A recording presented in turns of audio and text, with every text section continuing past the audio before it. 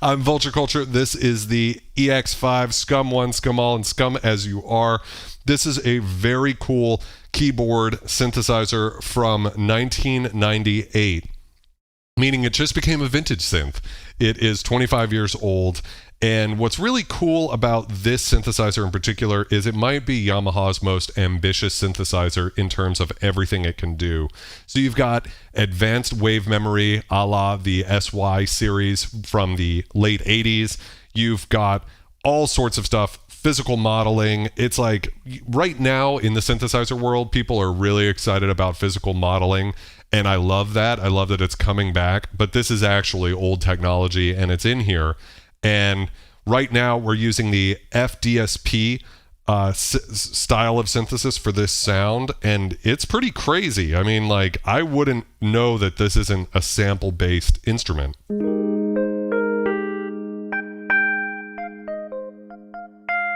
Little bit there. I mean, it's still got a bit of that quote-unquote vintage digital character, but really excited to be checking this out. So we're going to just play through some patches, and you guys tell me what you think. Hans, welcome to the stream. How's it going? Patrick, welcome to the stream. Yes, it's hard to believe that 1998 is considered vintage, but as of this year, it is vintage. And by the way, that's not a bad time to buy synths. I've noticed a uptick in prices.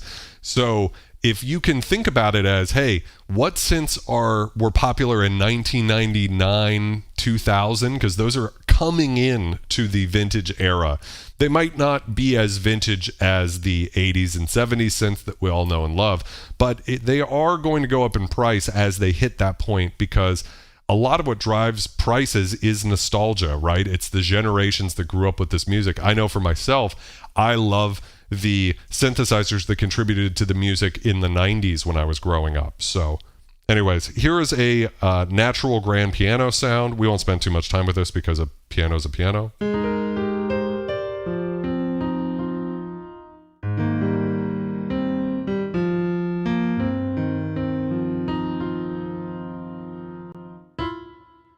Beautiful note. Okay, so immediately what I notice about this sound,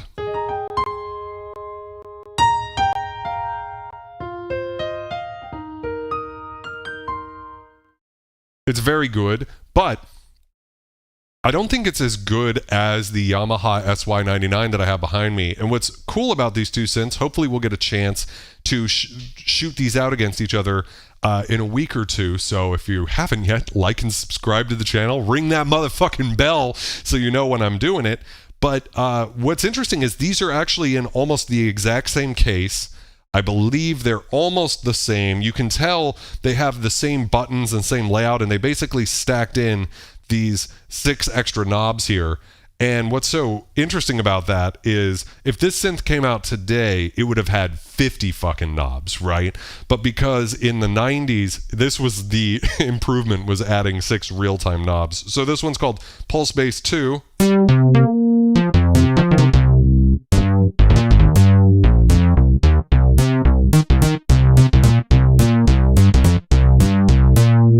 Cool.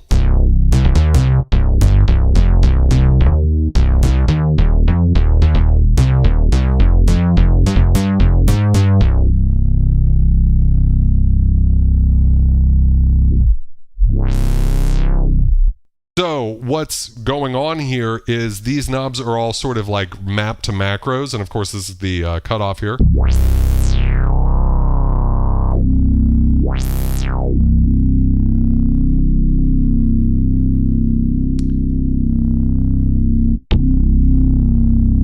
Something going on with the aliasing.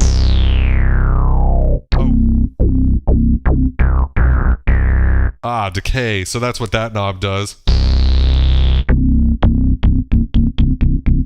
What's interesting with these endless encoders, though, is that as you wrap back around, you just jump to the max value, which I think is super strange. Like, why would you have endless encoders if there's min and max values? So already, this is an interesting design choice. VGA guy, welcome to the stream. How's it been going?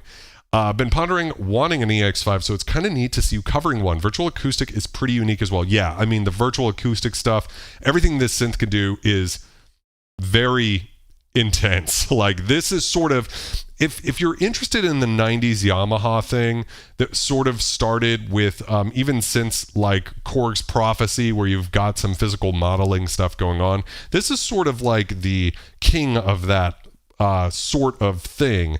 And people really love this synth. When I did my top 5 vintage digital synths, everybody was saying you have to check out an EX5. So I'm really excited to have this here. By the way, I should shout out Troy from Togethers. He's lending me this synthesizer. He's got it for sale on Reverb right now. So really worth checking out. It's a cool synth. I'm really excited to see what I think about it over time. I think this is this an organ sound? Oh yeah, we can skip right the fuck past that. String swell.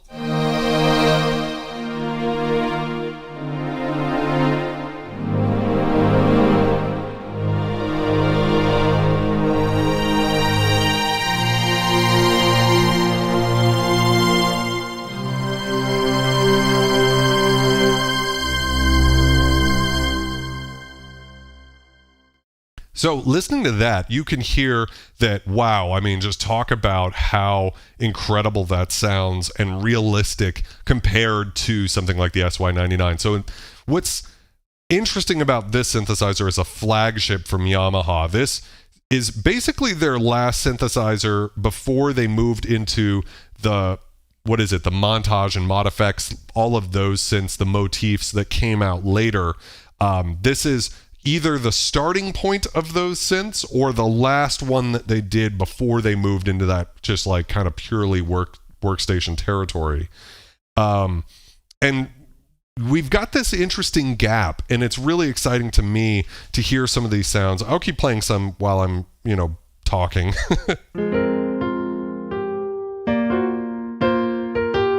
This is called Dark Grand.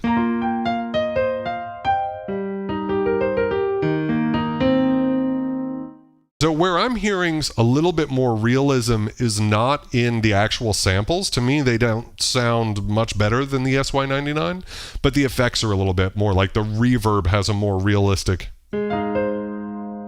character to it. Let's move on to an 18-string guitar. Oh yeah. On the stereo-ness of it too. These aren't samples, this is the FDSP.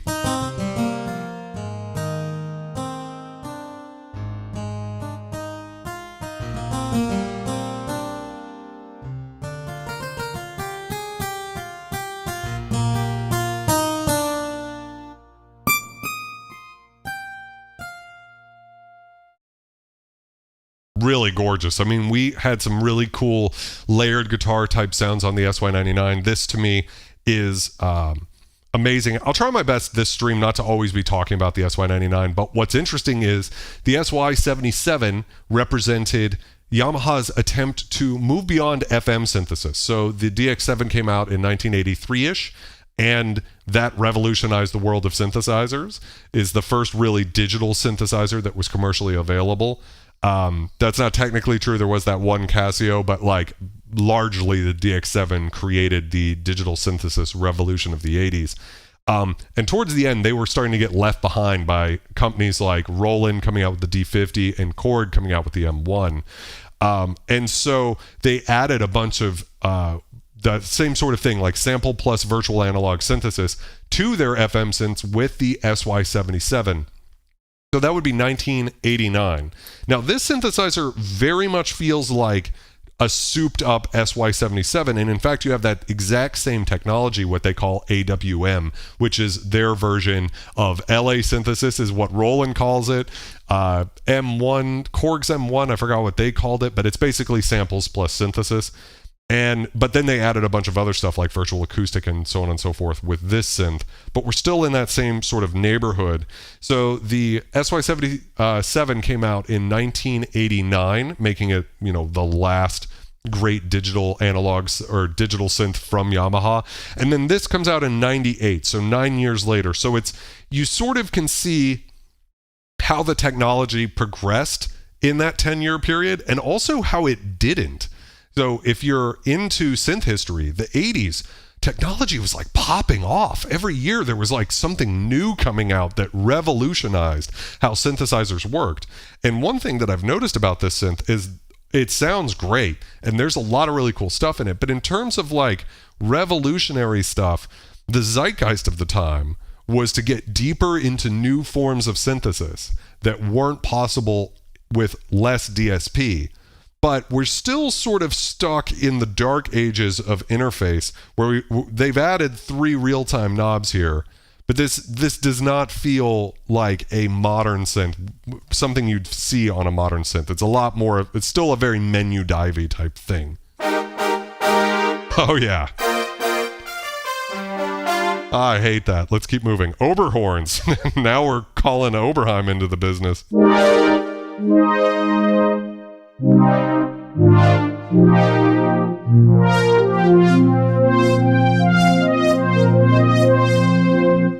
I wish virtual analog makers would not, this is actually using AWM, but wouldn't always go to Oberheim, like putting it in the patch titles, because it just sets you up for failure. I do not think that sounds like an Oberheim, in my opinion. This is a pad called Orion.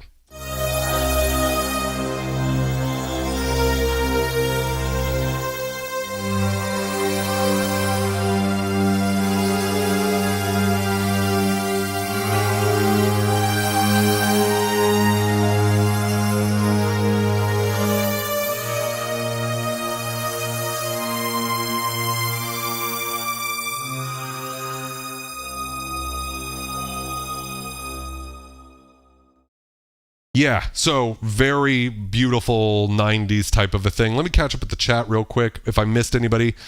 Channel 1 Panda, welcome to the stream. Patrick says, software is really leading the physical modeling charge. Reasons object, obviously, that's got a lot of hype. Yes, let's see what else is going on here. Torben says the synth-based sample was used in almost all SY synths. Yeah, they actually have lately bass programmed into this, so that's super cool. Getting that synth, that FM synth sound off of the TX81Z, I think.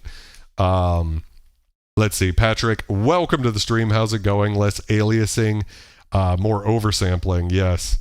Aquatic says, I like endless encoders. I have an Argon 8 which has them. So the thing about these endless encoders are, you might not be able to see it on stream here, but there's these little indentations here. I'll see if I can make it happen with this sound. Okay, so I have like the cutoff, which is usually mapped to the first encoder. So as I move from all the way up to down, you'll hear that obviously the cutoff will fall. But then as I wrap back around,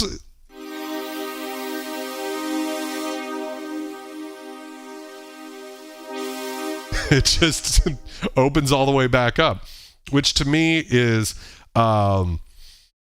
it just immediately kind of kills it for me, because then I just wish the knob would stop all the way at 0, because if I wanted it to be open, I would just turn it all the way to the right.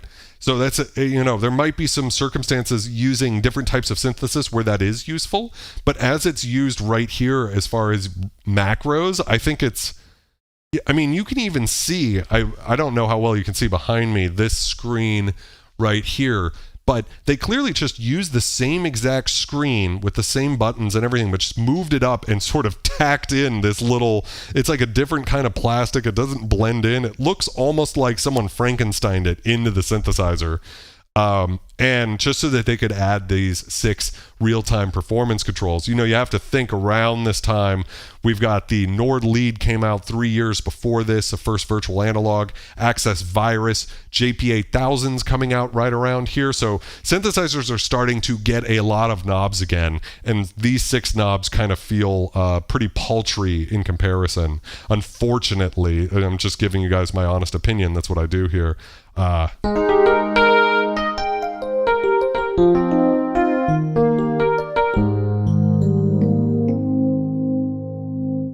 Very nice sort of Dire Docks piano sound. This one's called Randy Rhodes.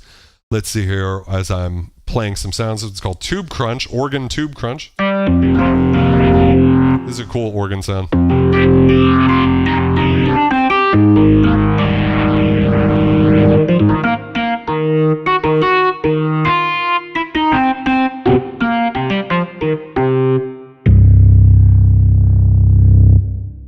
Say hello to Gaia for me, Gato. Let's see. Jamie says the synthesizer has AWM2 synthesizer engine, which is also in many of the Yamaha synthesizers of the era. I happen to have 4 Yamaha RMX 1Xs. I fell in love with it back in the late 90s. That's incredible. 4 of them. Even for some of my favorite synths, I don't know if I would ever have 4 necessarily hanging out with me, but I love that you love them that much. What's interesting about AWM as it's implemented in this synth is one of the things that made AWM cool in the SY99, and again, I'm sorry I'm talking about them, but it's right behind me and they're such obvious. They're probably the 2 most comparable synths I've ever seen, is that AWM actually factored into the FM synthesis of that synth. So this synth doesn't have FM in it, making it kind of unique. Yamaha put out a lot of synths without FM, so not unique in that sense, but not a lot of flagships without FM, since that's sort of the Yamaha thing. So it's very interesting, sort of a thing. Yes, Roland JV1080 was out. Korg Trinity. Yeah. Dubstation says the Oberheim horns were way too perfect in a bad way. I couldn't agree more. Aquatic mentions the Cobalt 8 being pretty nice. I agree with that quite a bit. Let's see. Let's keep rocking and rolling here. This one's called Pulse String. Here's a chance to sort of redeem itself. Oh, I quite like the PWM on that.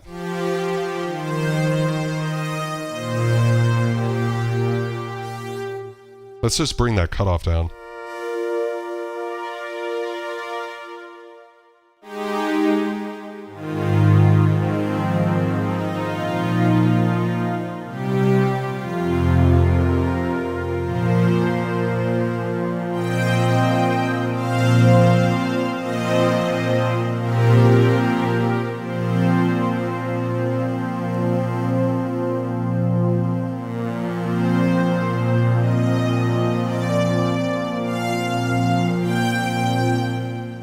VGA guy points out that the Yamaha's VL1 was used for the sitar in Mario 64's Lethal Lava Land. I didn't know that, but I did know that it was used in the music for Riven. So although Myst was made solely with the Proteus MPS Plus orchestral keyboard, which I have right over there, and that's why I bought it, Riven was made from a bunch of different synths, including like a Trinity also and stuff like that. So for me, it's a little less fun to go hunting for those exact sounds that Robin Miller used on that. But yeah, that's a really good find there.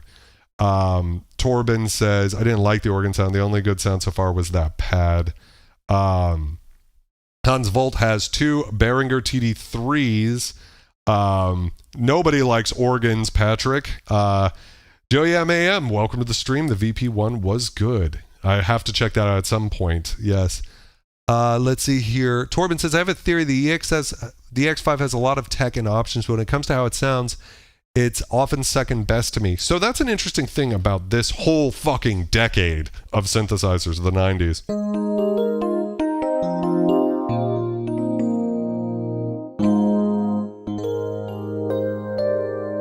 Is that they do have a tendency... Oh, yeah.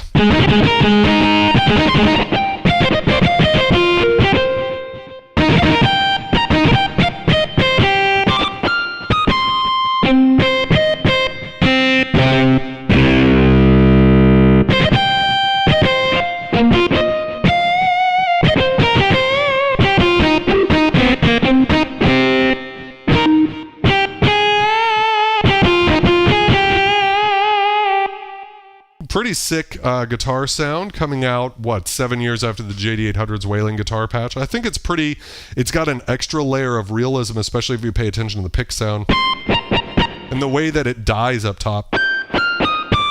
You know, it doesn't have like an artificial synthy sort of thing. It actually kind of caves away. That's how it is on a real guitar, right? Those high strings don't have a lot of energy that sticks around. But yeah, Torben, I think that what's interesting about this era is it is sort of the dark ages for synthesizers, because they became more and more about how many things they could do, but less and less about how well it does one thing great. And we're sort of seeing that zeitgeist reverse nowadays, because we're seeing so many synthesizers I don't own any, but I'm constantly amazed by Dreadbox, for instance. They put out some really gorgeous sounding instruments. But in terms of like features, right, or like what they can do, they are very stripped down and minimal and simple, but they just sound really charismatic and great. And it's sort of the opposite sort of philosophy than you get with something like this, where this is about, a lot of it I think comes down to bands playing where they want, to be able to just play a bunch of different sounds. Worship music is becoming more and more of a thing where everybody's just got a keyboard to do all of that. This one's called Obersync. Once again, set up for failure.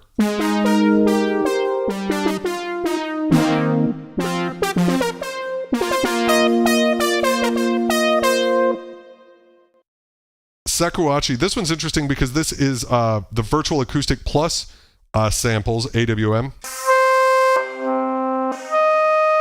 So you always get this breathy thing on your first stroke, but then once I play legato, you get like faster articulations.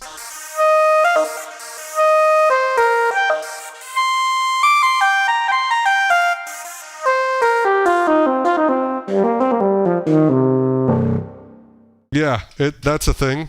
I kind of prefer Roland's version of that. This one's called Acqui 1998.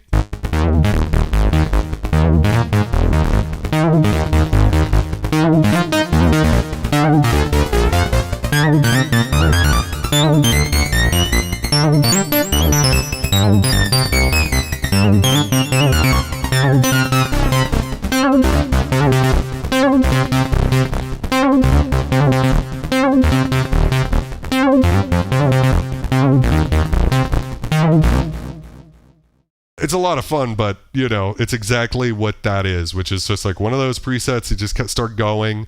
It's a lot of fun to do when you're just like playing, by yourself in a room here, streaming on YouTube. But when it comes to like, are you going to really use that in a fucking track? And I think that's, again, as synthesizers became more like sequencers and they just do everything for you, that's, I think, where a lot of people felt this disconnect occur between having a relationship with the instrument and sculpting the sound by hand and sort of relating to it in a certain way. But that's not to say that you can't do that with this synth. Roland D50 is famously complicated or mysterious to program, and after doing my tutorial series on it, I now find it like second nature to use that. And it's another one of these like big black boxes that's intimidating to use, but at least they released a programmer with it with the faders and everything. This one's called Mean Bass.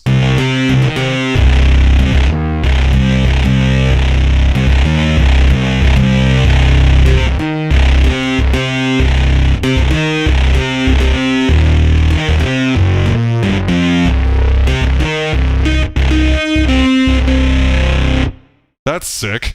That's great. I love that one. Yeah, not a bad sound at all. Back to that. This one's called High Pass Filter Attack.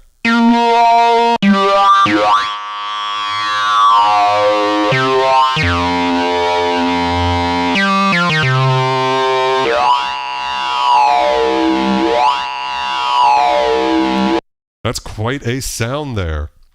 Gigi says, the EX5 is one of my favorites. I wonder if there's the Electron organs of this era have most of the same features buried in assemblable Sys-X features. A lot of the Electrons shared a slimmed down mode. Yes, they are very in-your-face aquatic. Let's see what else is going on. VGA guy says, as usual, I glean my knowledge from the sheet, but yeah, I think dry organs can be good in certain situations. I really don't like organ sounds, VGA guy. I'm going to be honest. Although it's sometimes good. I like the organ sound in Colony by In Flames, but that's, it could have been a different sound. It's just I like that song, right? Let's see what else is going on. Gatso says, I've got a Korg 01W91. If you want to play with it, let me know. I'd love to check it out sometime, Gatso. That'd be super cool. Yeah, that's another one that people were talking about that's sort of in the same territory. So it'd be a lot of fun to shoot it out with some of these synths. Patrick says the filter resonance was super glassy in the highs. It's really cool. Yeah, this one's really an interesting patch too.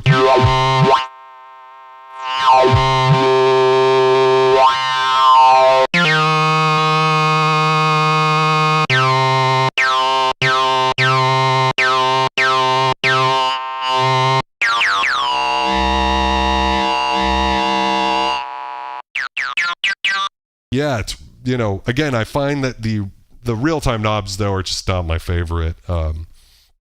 Another problem that I'll be honest with is it doesn't feel as well built as the 99, which is kind of crazy to me because I think it's the exact same case, more or less. But the keybed doesn't feel as good. And I'm sure someone will like post like that's the exact same keybed, and maybe it's not. But it just, to me, like, might just be the way this one's made it through time. That was quite a sound. We got the lately bass.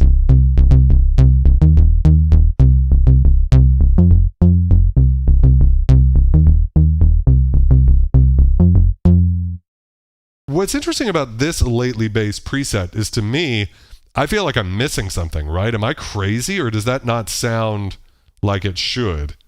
You guys let me know. If anyone has a TX FM synth, let me know if that sounds right. Mark, welcome to the stream. How's it going? My first mix was a TX81Z, and then I got a second one. Well, Mark, then you can tell me, does this actually sound like lately bass? To me, it sounds too dark.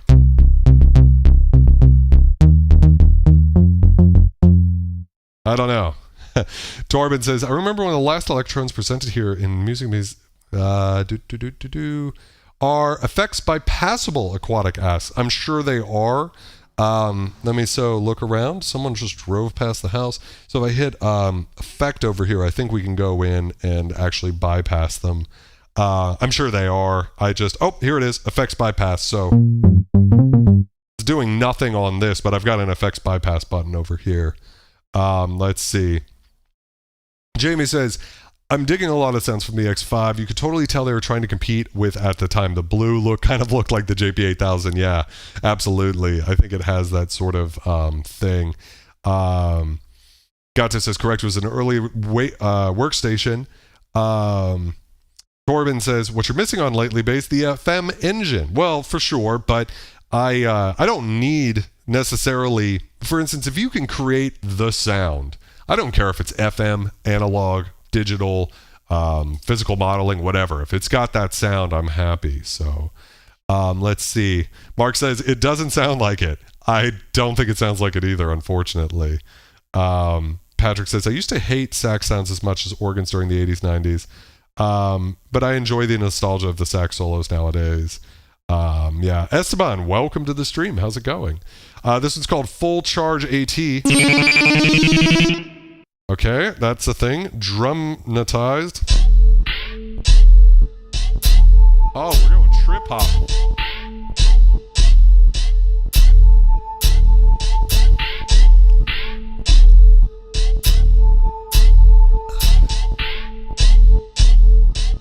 Sounds like ketamine. Broken harp.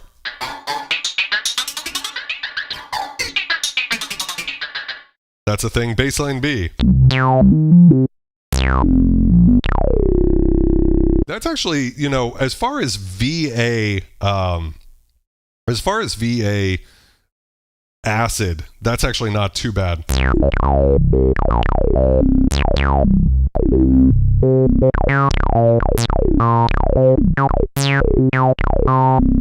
That's one thing I will give this right out of the gate.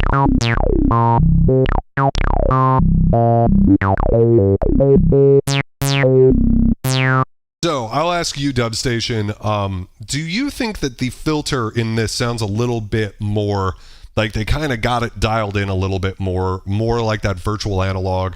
To me, that's actually sounding really good as far as VA. Maybe it's just because I'm so used to vintage digital synths from the 80s that where the filters just are not comparable to analog filters at all. But like for me, this is a workable.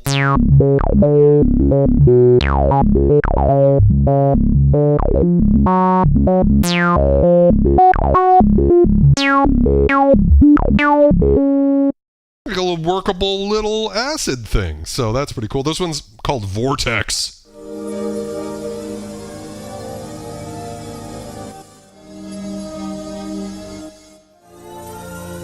Oh yeah. Volume all the way up.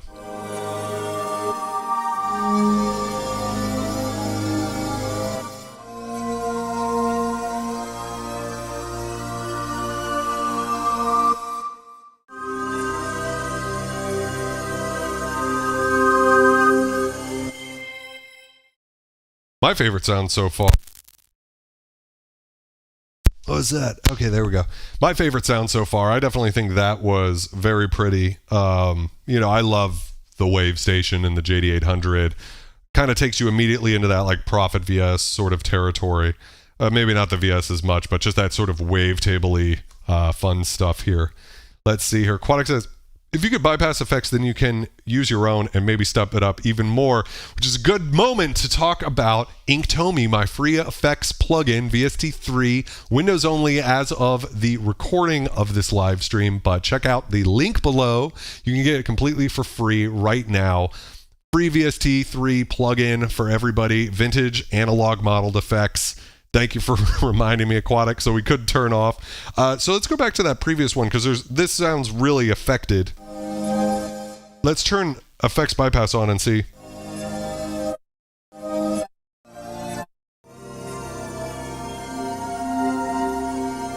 I like this sound because it's sort of like they loaded a distorted reality sample into the synth and worked with it from there, which is great.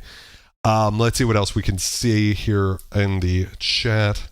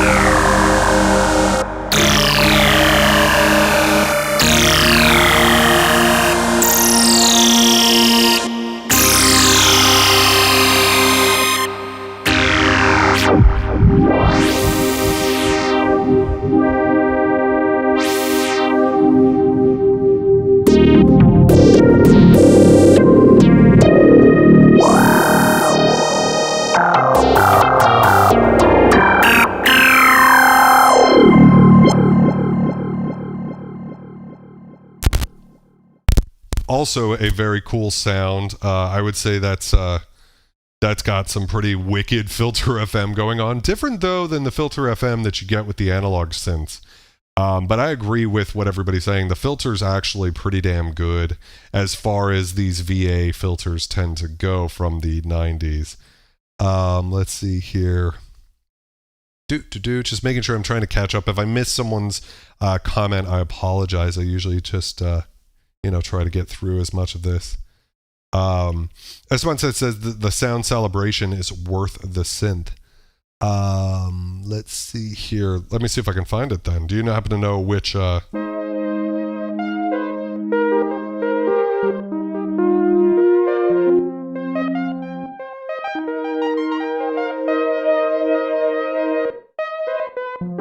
One thing I'm noticing is I'm not feeling any aftertouch on any of these patches, which would be a shame if it's not there. Sync lead 2, a little screaming loud.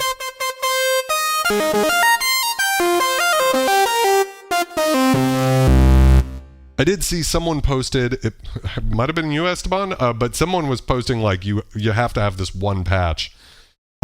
So hopefully we'll come across that celebration patch here. So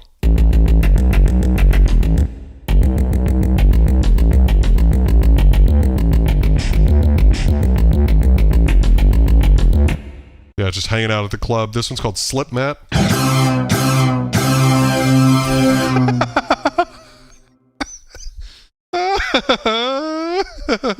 4x4.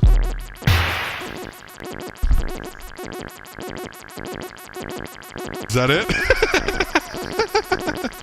I was hoping it was going to go somewhere.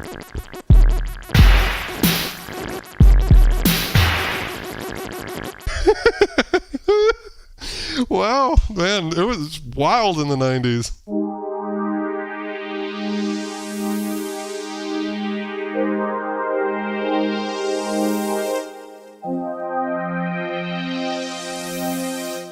Yeah, I mean, for me, that's like, now I'm not as into that because I'm just lucky to have a lot of analog synths, right? It just doesn't have that warmth. I agree with Dub that it's a little bit cold, right?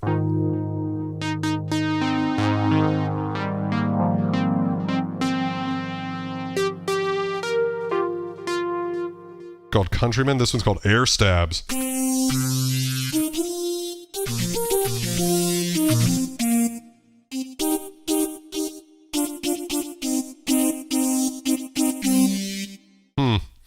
Analog sequence. Okay, this is gonna hurt. Very analog, right?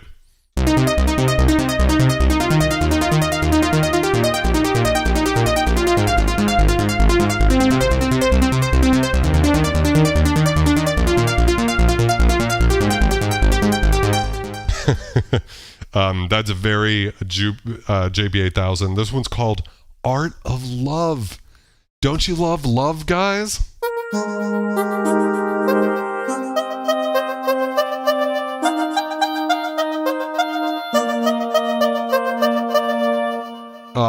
I love love. Kick and snare.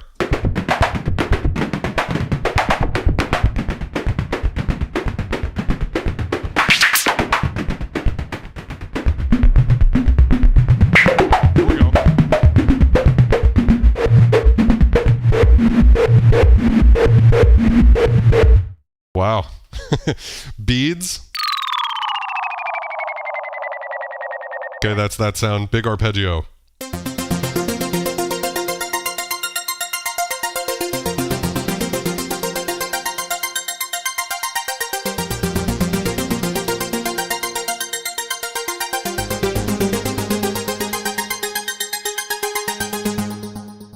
Yeah, you know, it's kind of in that Jupiter 8000 territory, but I will say I think this thing's a little cold, you know. It might just be because I don't have a JP 8000 in the studio anymore. If we had them back to back, you know. But what's interesting is it's almost starting to lean towards feeling like it's trying to go in that direction a little bit more than the SY99. Totally Pixelated, welcome to the stream. Art of Love is probably an Art of Noise reference. Moments in Love, maybe. Yeah, that sounds right. This one's called Big Orc. That's pretty good.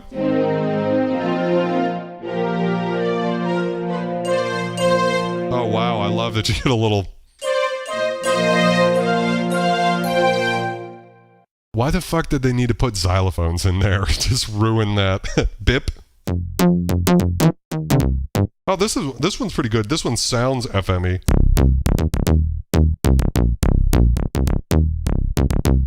So, I'm not saying that sounds like lately bass. Sorry, this thing's getting really scratchy. I'm not saying that sounds like lately bass, but to me, that at least sounds more like what I would have used lately bass for.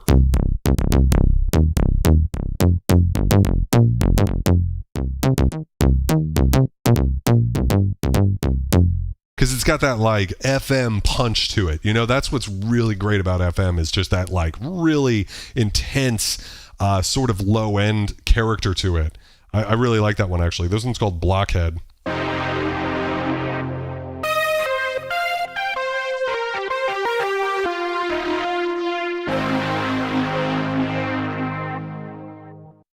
Blue?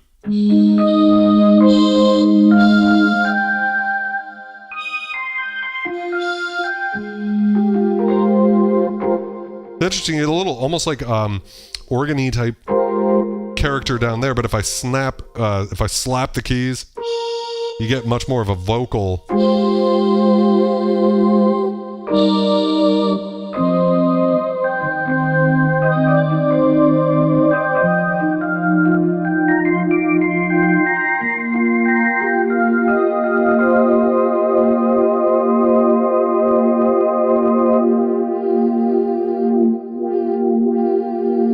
Would have been a great moment for some aftertouch. Yeah, it's pretty cool. Aquatic, I agree. Dubstation says the SY sounds much more analog, ironically, even though it uses FM through its filters. Yeah, I think there's something to be said for the SY series, for sure. Aquatic says, how much can you change the sound of a preset? Well, Okay, so I should declare this. I should have declared this at the beginning of the stream, but I am borrowing this synthesizer, so I have not like done some sort of crazy deep dive into understanding how it works. Again, shout outs to you, Troy. Thank you for letting me borrow it. So in some sense, the answer, Aquatic, would be as much as you want, in the sense that we could menu dive and completely alter every aspect of the sound. But I think what you're asking by that question, my friend, is how much can these knobs impact the sound? And we'll hear what this sound sounds like. And then we'll turn all the knobs, so...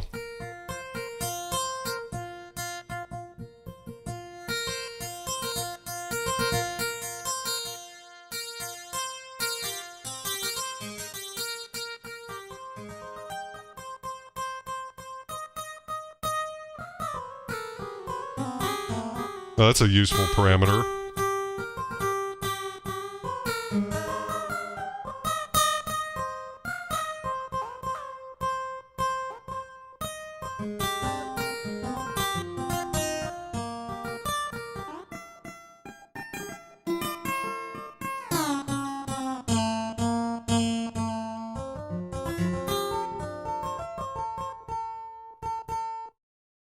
So to answer your question, Aquatic, you basically can't alter it in any meaningful way other than adjusting.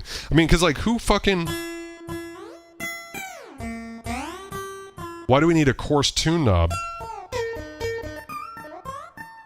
Like, what? Why would that need to be a real-time control? Would be my question. And I mean, this is probably an unfair one because it's more of a sample-based sound. Let's try something that's maybe synthier.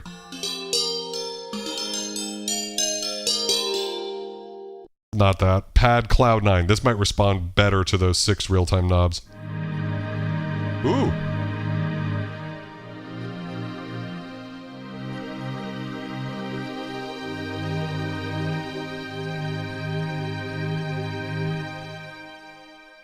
So I certainly like some of the sounds the EX5 can do, for sure. I don't know the bit depth and the resolution of this engine. I'd be curious to know if this is like firing at a little bit better specs than the SY99. I don't know. That would be interesting to research a bit deeper. But let's play around with the knobs while I'm playing some stuff here.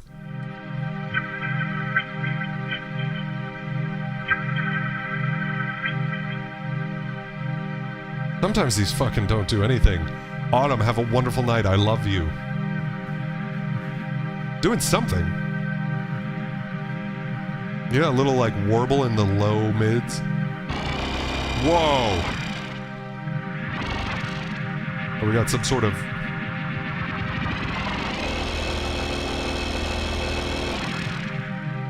filter FM-y type thing.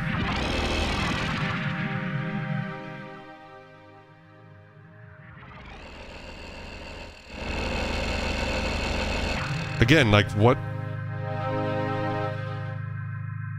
So we got this sort of organ pad, which is beautiful. And then we got the mix knob of the... and then it just cuts off when you go too far, right?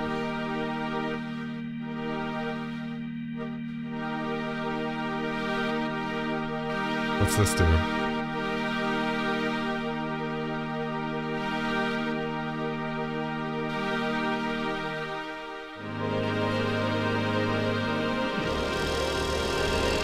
Like, so this is a great question, Aquatic, because I think that's probably what a lot of people want to know. It's like how much do these knobs help? And in my opinions, the way they're implemented on the presets, I should be very careful because, again, this isn't that you couldn't make your own presets that sound amazing and really use these knobs to their full potential. But there are some things about these knobs that I do not like, and the first one being that if they're going to be endless, then I sort of want them to start at whatever point they're at, and then to add or subtract from that value and just let you keep going. Maybe it maxes out internally inside the synth, but you can just keep turning that knob if you want. The fact that it jumps from 100 to 0 if you move it past the, whatever that would be, 7 o'clock position, like on a regular knob, that to me is such a mistake. Like, I don't know how they let it leave the factory like that. And then as far as how much these knobs help the presets. Let's try it with one more before I jump to any rash conclusions.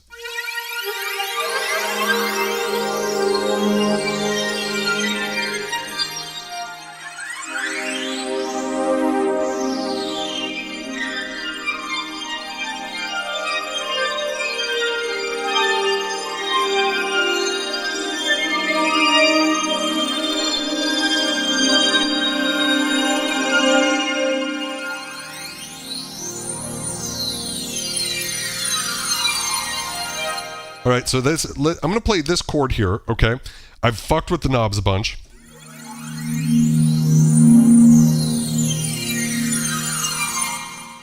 I'm going to go back and reinitialize that preset and hear how it sounds with the knobs unfucked with.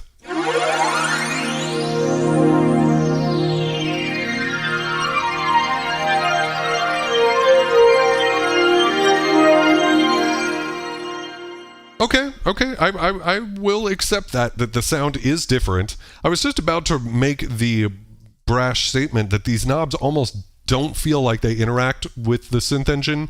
Not that they don't at all, but not in a meaningful way or a way that I would use. But in that example, I think it was good. One of the biggest problems is sometimes these knobs act as macros that affect the envelopes, and that is very strange because you don't really hear what's happening. So if it's like a slow evolving sound and you change the attack after the fact, a lot of times when I was moving these knobs, I'm like, this is appearing to do nothing, right?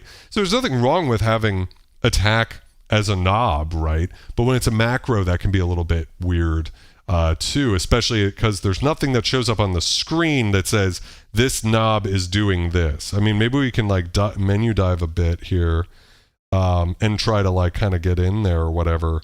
But yeah, I mean, to me, this feels tacked on. It doesn't feel that great.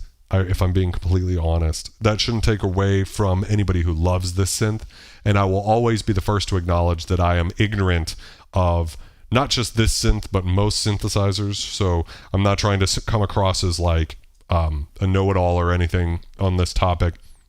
I'm just giving you my first impression of messing around with this.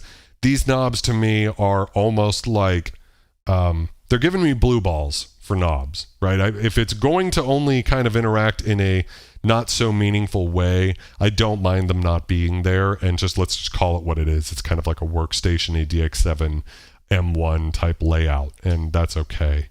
So let's see, let me catch up with the chat a bit.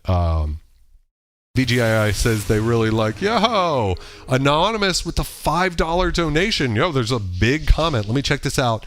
Much love to everybody tuning. You know, I'm continually grateful. Thank you. And this beautiful side of Synth Nerds, lovers, caretakers, and showcasers, keep letting these vintage gems be fresh and reborn in a new context and era. Much love. Anonymous, whoever you are out there, thank you for being phenomenal. I know your genitals are superior, and thank you so much. You guys are great. I appreciate all of y'all for hanging out with me, and thank you for spreading the love. Really appreciate that. So, yeah, I don't want to be too harsh on this, but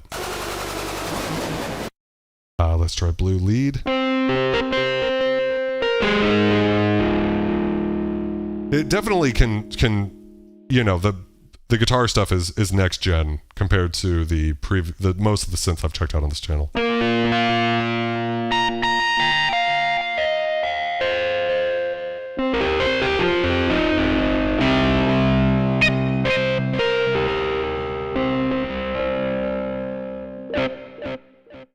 Sari Marshenko says, you should be using the 2 mod wheels. I always forget about them, right?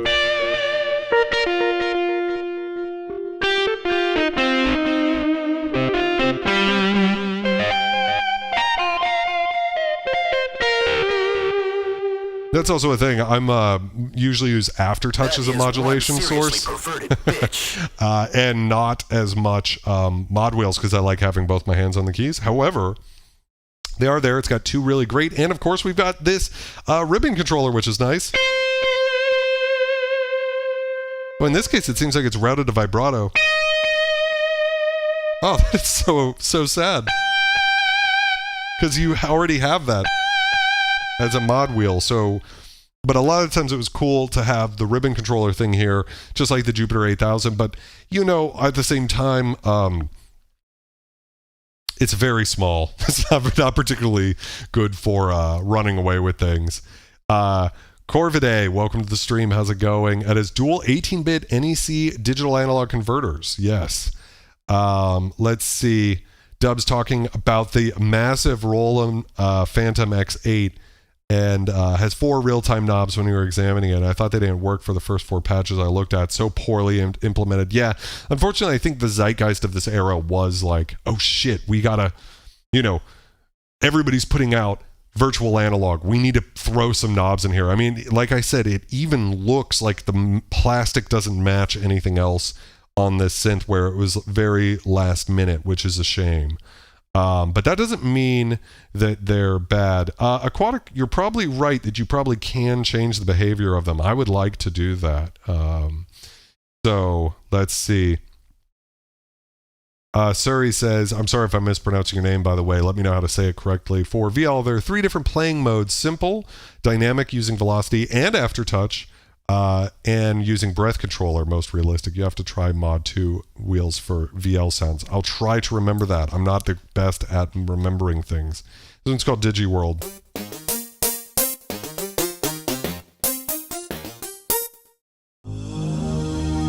It's called EX God.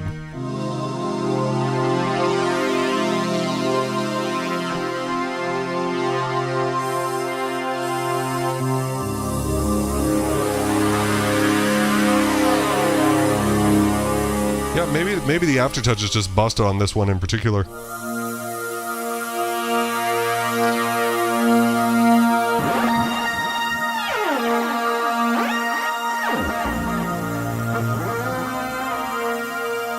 It's pretty cool. This is a good sound.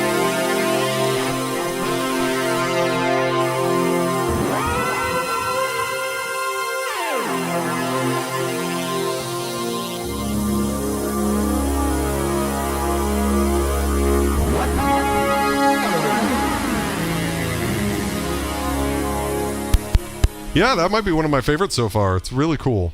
Yeah, I think this is where this is shining. It's actually kind of in more like JD800 territory as opposed to I don't think it's competing well with the Virus and the clearly the inspiration, the JP8000. I think it's not really that. This one's called Torture.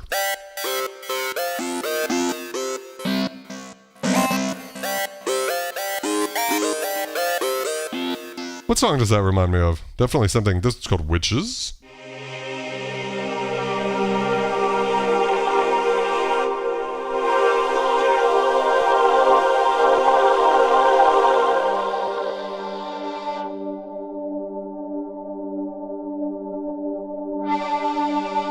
See what I mean? Like, I don't know. It's like these knobs are doing less than the modulation wheels. So why don't we just use the modulation wheels, right? I don't know. Maybe I'm being a little bit snobby. Can I get some scum snobs in the chat? Merapi. Evil.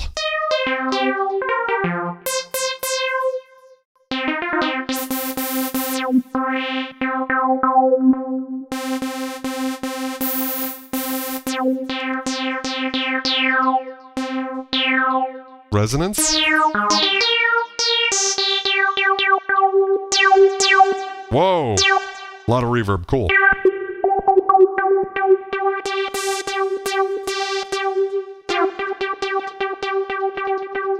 Modulation 2's routed to some delay.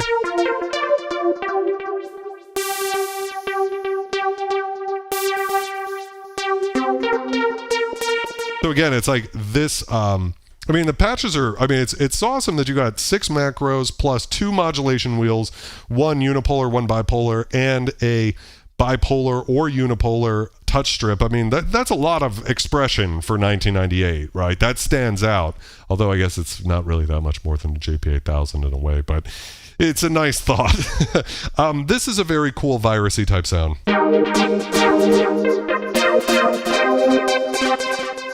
Yeah, I could fuck with this for sure.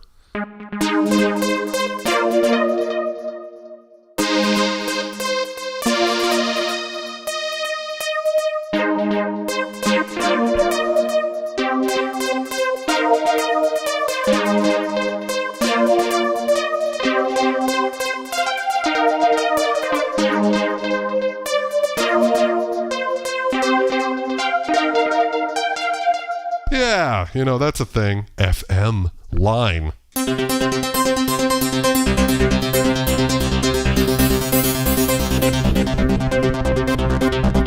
Oh yeah. We're raving in the future.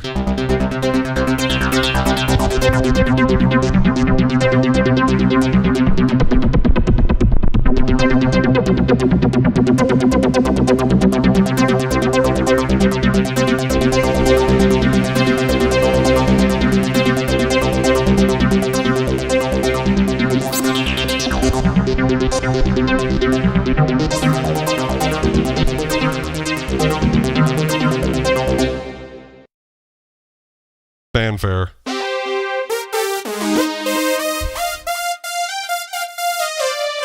Can't get away from that cheesy brass sound far away.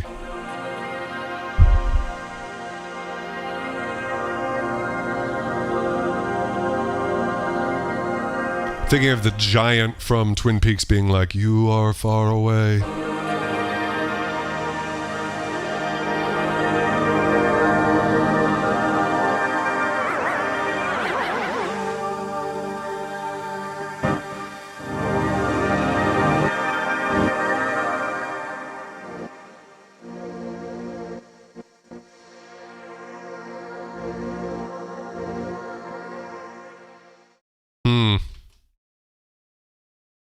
Swords and synthesizers, welcome to the stream. How's it going? The breath controller is high quality. Cheesecake Rice, why don't they ever put the wheels above the middle of the keyboard? That would be more convenient and would please left-handed players to no end. Well, that's a little bit of one of those funny things, isn't it? Because I know like on the Prologue and maybe the Take 5, they do that. And people complain about it. So it's always hard to say. I got my boy Mighty Pinto up in the stream. How's it going, brother? Welcome. So yeah. Floyd Steinberg is a guru on editing and programming the EX5. Yes, that's who I was thinking of, Floyd. He also does a lot of stuff with Raspberry Pi, I think, which is super cool. Let's see. Trying to just catch up with the chat here a bit. Gotta put out a video with the Korg Z1 and the Wave Station at some point soon, Gingy says. I would love to hear that for sure. Yo, cheers, Jamie. Speaking of which, I'm going to drink some of this chai tea I've got here. Nothing wrong with that, I want you guys to think about torture for a second. Imagine that you had to torture someone like every day, Jesus points out this doesn't do FM. That is true. Wait, it does do FM? It doesn't seem like it's a built-in into the one of the main systems that it has, Swords. Far Away is dope. Yeah. That's Gingy says that's an Imogen heap pad for sure. Yeah, I mean, that's where I'm really excited about this, is really kind of in like the pad JD800 territory sort of thing. And you can get these for cheaper. I think this one's up on Reverb right now. This exact synth, Troy's got it up for about $800, which I think is around the going rate for these guys. And to me, it's very, where it shines is in that JD800 territory. And so that would be $1,200 less than that synth. And I would say, as far as which is better, I'd put them on par with each other as far as that goes. Better interface on that though. But maybe if you just, like that. Dub Station says, I like how thin the white noise is, and that's why you are my scum man, as you're listening to the differences in white noise. I appreciate that. This one's called DX Attacky.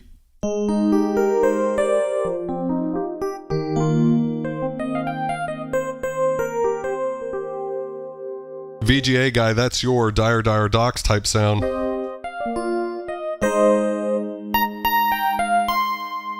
The reverb is better. That reverb is pretty good. Sword says the knobs are assignable, but the presets don't make very good use of them. I appreciate that, Gingy. Thank you so much. Machine Storm says everyone did an EX5 vid today. What do you mean by that? I didn't know that anybody else put one out. So yes. Sword says watch Floyd make it do FM. Dubstation says no FM in this.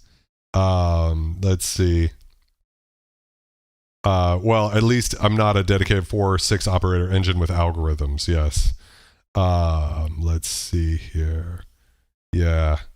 Well, it's kind of one of those things. I do think so. This is the 76 keys, just like the SY99. Again, I don't know how well you guys can see it, but it's like the same-ish knobs, but like the knobs, everything's kind of cheaper about this synth. The SY99 is just like, it's almost the exact same layout, which is crazy, but it just, everything over here feels a little bit less amazing. But you do get, you know, that's why 99 doesn't have the touch controller, so that's a thing. This one's called a Flivver.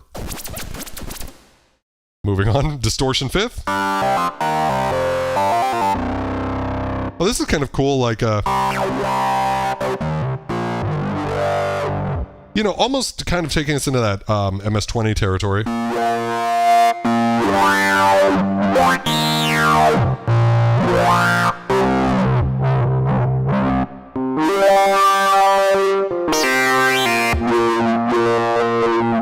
Really nice and talky flow. That exists. House piano. That exists. Foster stack. Oh,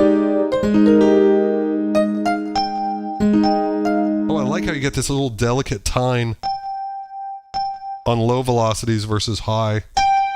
It's pretty much a piano type sound. You have like a really nice sort of velocity switching thing going on. This one's called Funky Sin.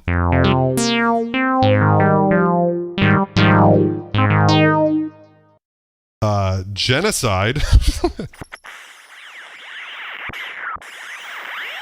The reason I was talking about torturing earlier, sorry to have just kind of wandered off track there, is I was thinking about, like, if you were torturing someone every day, what is the way that you could really fuck with their mind? Would be to just, like, stop torturing them for a week and then just jump right back into it. That's what I'm doing to my liver. Just wanted to make that stupid joke. Green lead.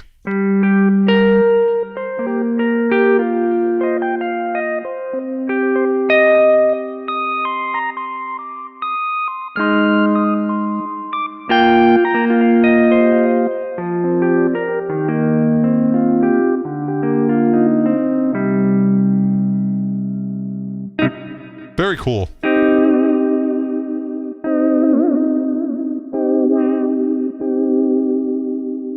Yeah, just trying to like touch the knobs sometimes, you know, but I have to say it's not very rewarding. Hard groove. We go like straight from like very beautiful sort of Yamaha famous sounds for very great natural piano and electric piano sounds and so on and so forth. Then we go straight into hard drugs.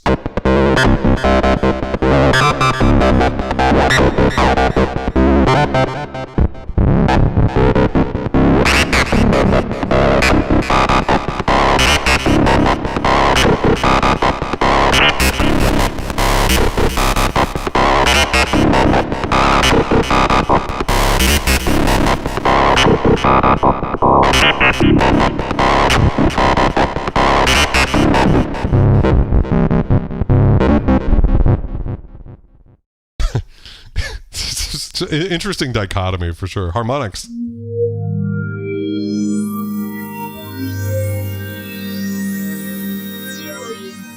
Really cool sort of talky stuff that I don't really think would be possible with some of the other vintage digitals in like the wave station territory.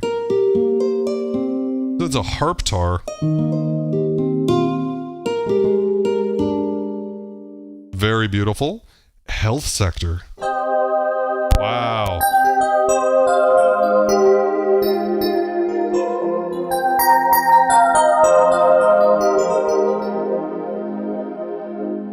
That was sort of like they heard the Crystal Rhodes preset on the JD800 and Yamaha was like, all right, we could clap back. We can give it to you. This one's called House Organ.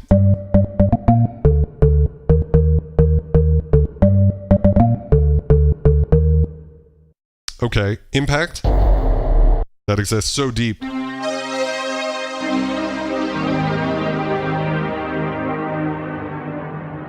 Well, I guess it's because it kind of dive bombs at the end. I was going to say, it doesn't sound particularly deep.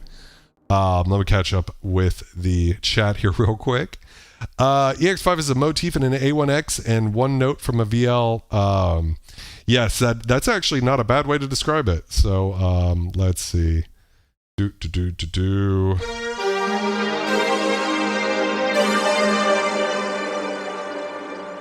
Aquatic asks, is Blue Beast any good? Might check it out.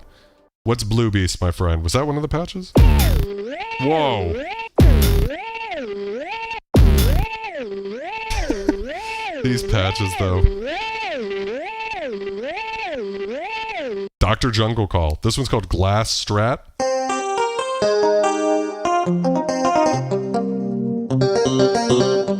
If you play quiet, you get mutes. Very hard to play quiet enough, though. And of course, if you play hard.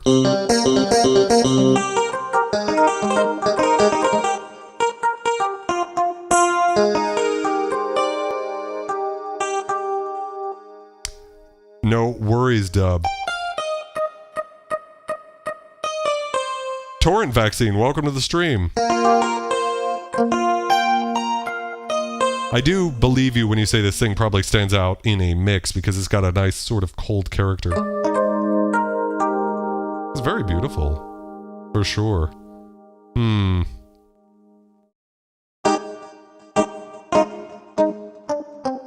The M08, I actually don't know what that keyboard is, Gingy. This is called Lazy Sweep.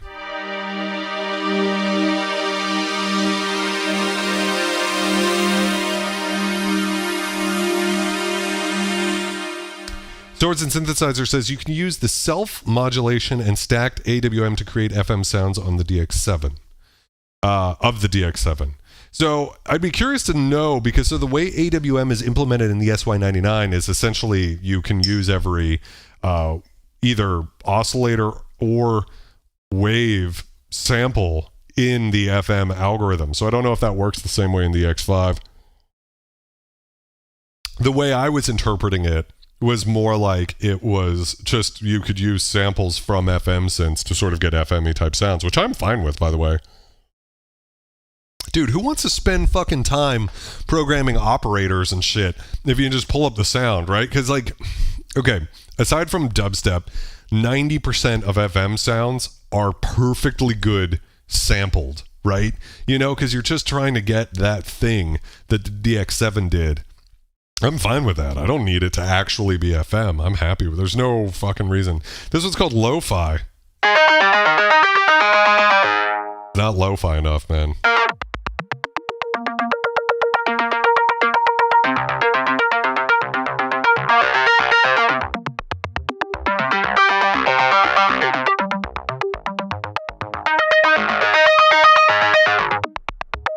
Okay, that exists.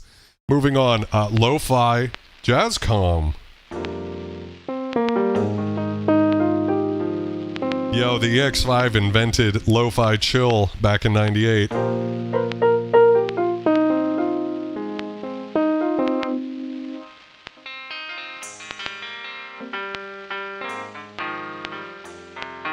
That one little symbol in there. This one's called Loved Up.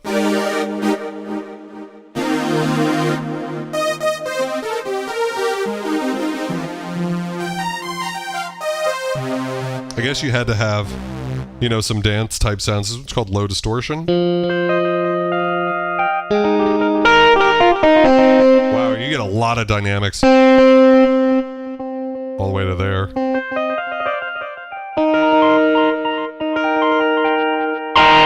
You really... Sorry if I scared anybody. This is a very cool... I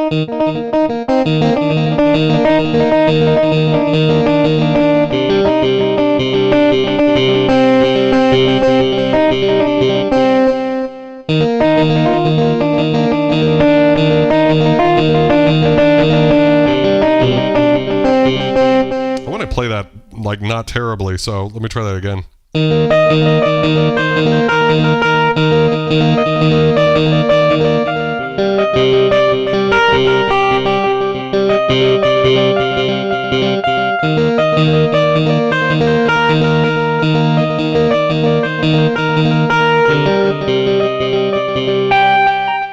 it's just a little difficult to play because of how incredible the dynamic range is, but super cool. It's called Jaw Harp. Wow.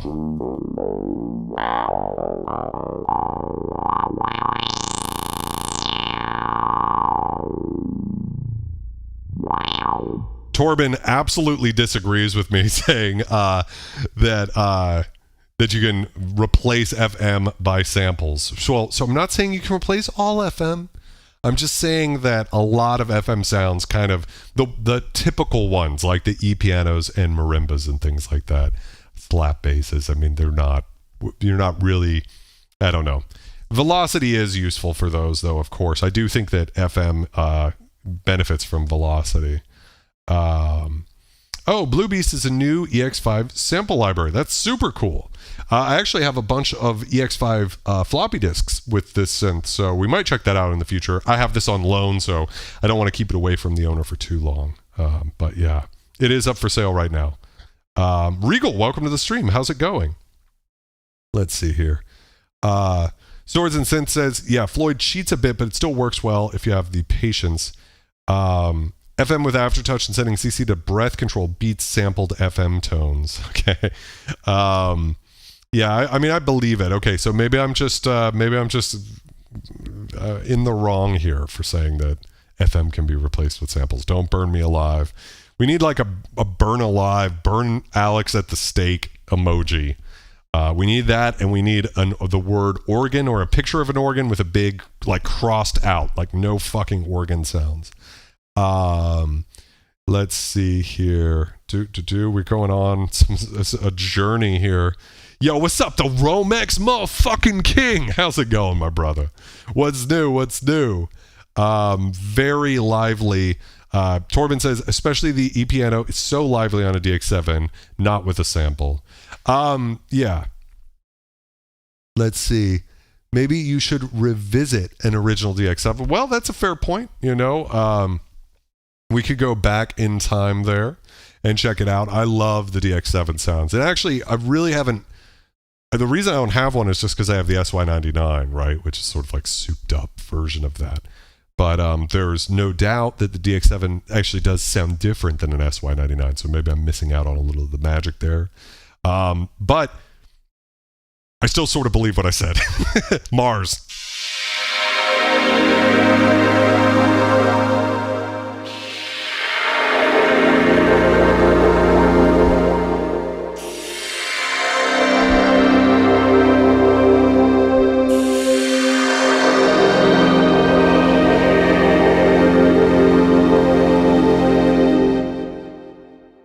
Very cool. Minor vocals. That's a cool, you know, sort of ravey type.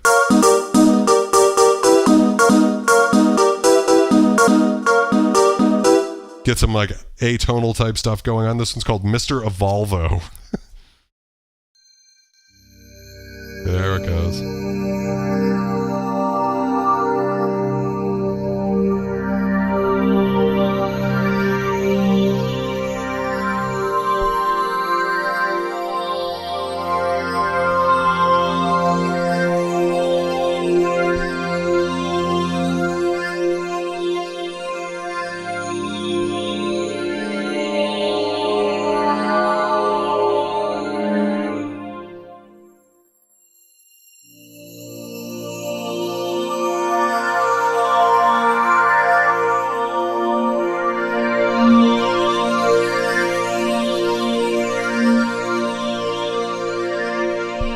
This is a very good sound pad, Mr. Evolvo. Very neat. And like I said, again, I think this thing actually shines the best with the FDSP stuff and sort of getting these really unreal, huge pad type sounds. It's really cool. I think this is where this guy shines for me and where it leaves the SY99 in the dust. Torben's saying that his SY99 doesn't sound like the DX7 Mark I at all. Totally different flair. I agree with that. I wasn't saying it did. But yes, the original library of the DX is epic. You can load those sounds in the SY99, but they will not sound the same, which is interesting to me. I've always been fascinated by how certain DX synths, I think Bad Gear did one on the DX100 or something like that has like a particularly dirty sound. It's very funny how it is that you would think with digital that they might all be the same, but they're not. They all have a different thing going on. Jesus says Yamaha has been surviving on AWM for decades with no innovation, only because they are a multi-billion-dollar company, then they can do that. Yeah. So, Aquatic asks, Yamaha is replacing the Montage this fall. I don't know about that, actually. For as much time as I spent on thinking about synthesizers, I don't really think about workstations all that much, and I don't really know much about them. So, let's see. And Wavetable is hardly more than FM, especially in the beginning. A lot of these names are just branding and slight variations in technology.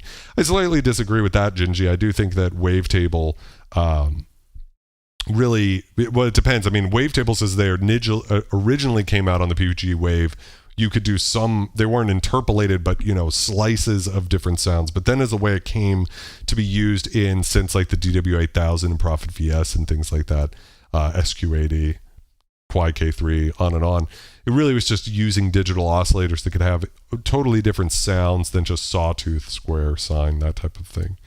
Torben says, don't forget that the first Motif and the Motif ES have the original DX7 plugin as well as the A1 and the VL engine, so they're true synths as well.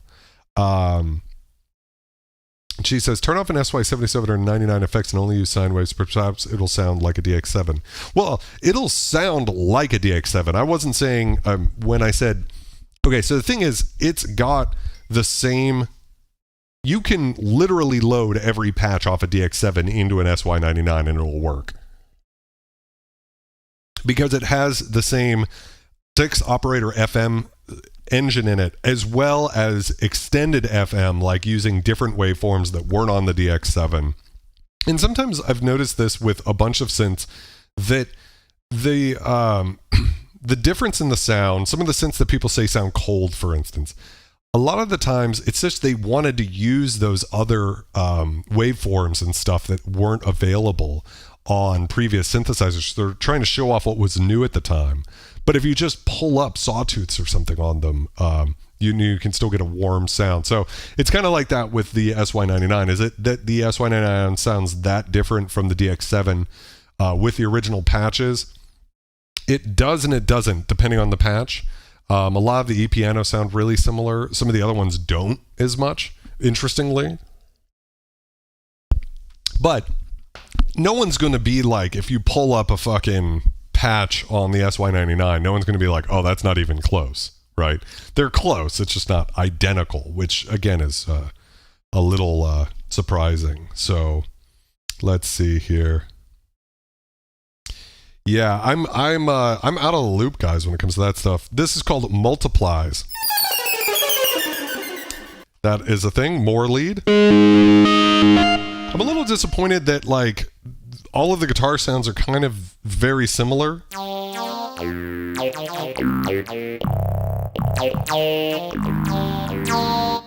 In my library for the Roland D50 behind me, that's going to be coming out soon, I did a bunch of guitar sounds, but I tried to make sure that each one was very different. So there's only one distorted electric sound. There's like the palm muted electric thing. There's the wide open electric thing. There's the nylon acoustic guitar. There's the steel acoustic guitar. So you sort of like, try to vary it up. Here, they're all kind of like similar, just with how much of the distortion's on there. This one's called Sucker.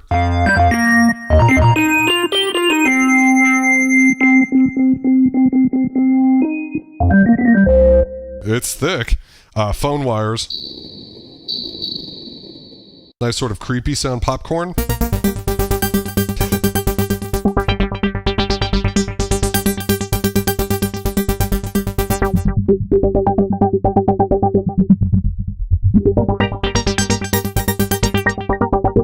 Gingy says, I'm just saying the ESQ1 definitely has some very FM sounding tones. Absolutely.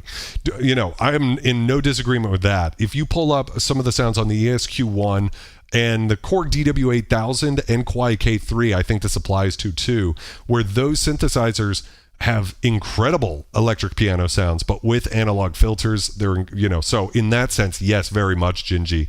You can get really incredible sounds, but they don't sound exactly DX7-y, because the one thing that the DX7 kind of has on it is the raw waveform changes with velocity in a way that's different than with something like the ESQ1. But don't get me wrong, the ESQ1, I mean, to my ears, I prefer the sound of something with like that, digital oscillator, analog filter. It's just a winning combination, It's just like sex in the morning or, chocolate and blueberries. It's just as good as it gets. Let's see here. Torben says they put some wavetables in it so they got a chance of competing with the DX7, which was all the rage. I mean, the ESQ1 is based off of the same chip that they were using in the Commodore 64 that Ensoniq invented. So really cool synth. Jesus says, I'm surprised just looking now how prices have dropped on the EX5 on eBay. Maybe they're a new wave of ultra low price synth these days is bringing secondhand prices back to sanity. Prices have dropped quite a bit in this vintage synth market. This is a great time to buy synths. People are hurting financially, and a lot of synths are going for cheap right now.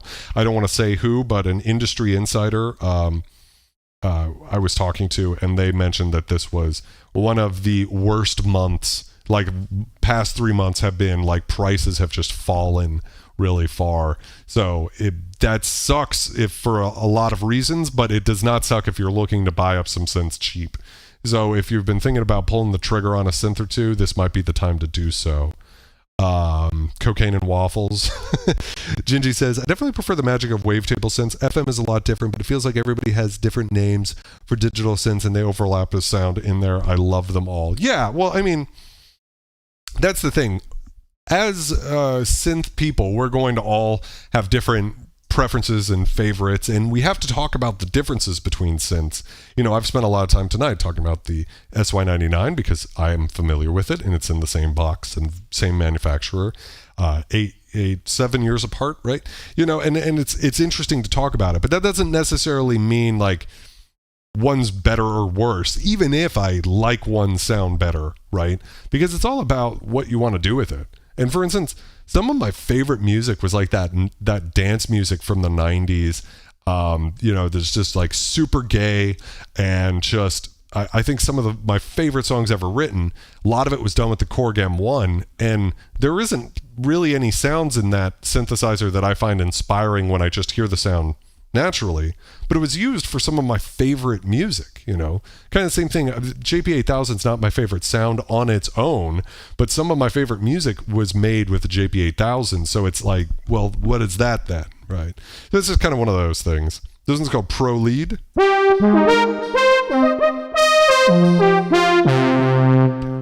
Lots of velocity here, which is nice. I think this is my favorite of the like Oberheim brass type patches,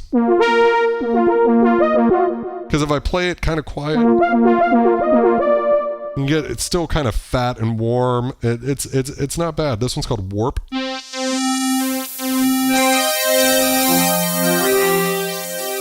Wow, that one's ripping. Pulse Matrix.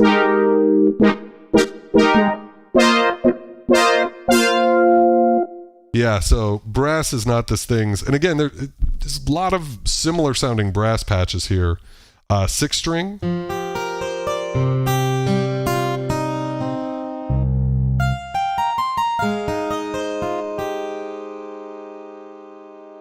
It's certainly beautiful, right? But again, very similar to the other acoustic guitar patches we've heard. Rezo Choir. Ooh, here we go.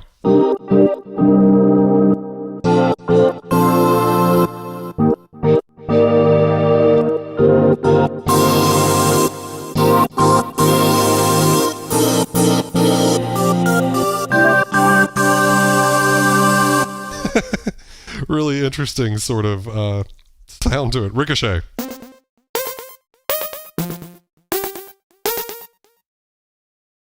Ring mod electric piano. Ooh, this is interesting.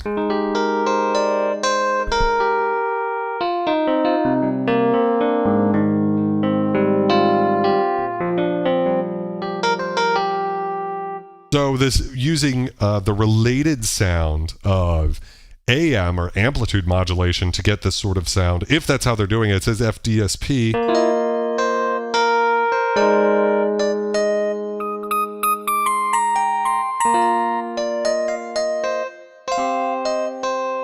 And sort of like Gingy was saying about how digital technology you can kind of get the same sounds through different pathways with digital technology. One of the things I noticed is, the Roland D50 doesn't have FM, but it does have amplitude modulation and ring modulation. And on some of the streams where we've done sound design on the D50, I've been surprised at how far you can take that ring modulation into sounding like FM synthesis. And so, yeah, it's like a way that you can always kind of get there. This is a very good sound. What I like about it as compared to DX7 E-piano type stuff from Yamaha is this has more of like that natural grit that a real Rhodes has. But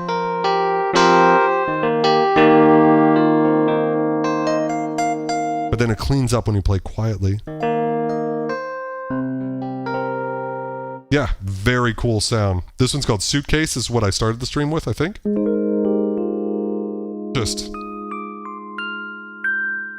Just beautiful.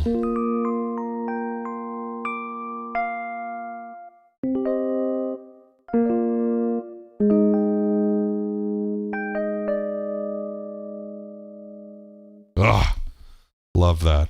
Love that, love that, love that. Ringleader. Wow, yeah, so again, like this is more what I think of when I think of ring modulation.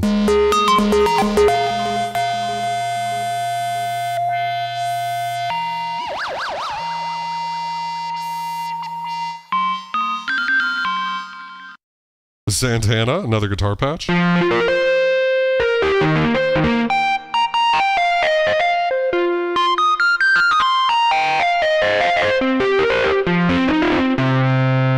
Maria. Silvertone.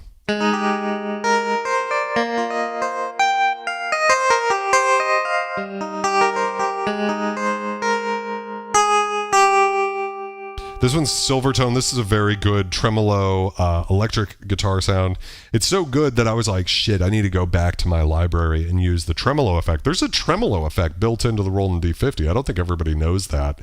I don't even think I've highlighted it on the stream all that much. It is technically in my video, but I need to go back and use that on one of my guitar patches because that sounds really beautiful.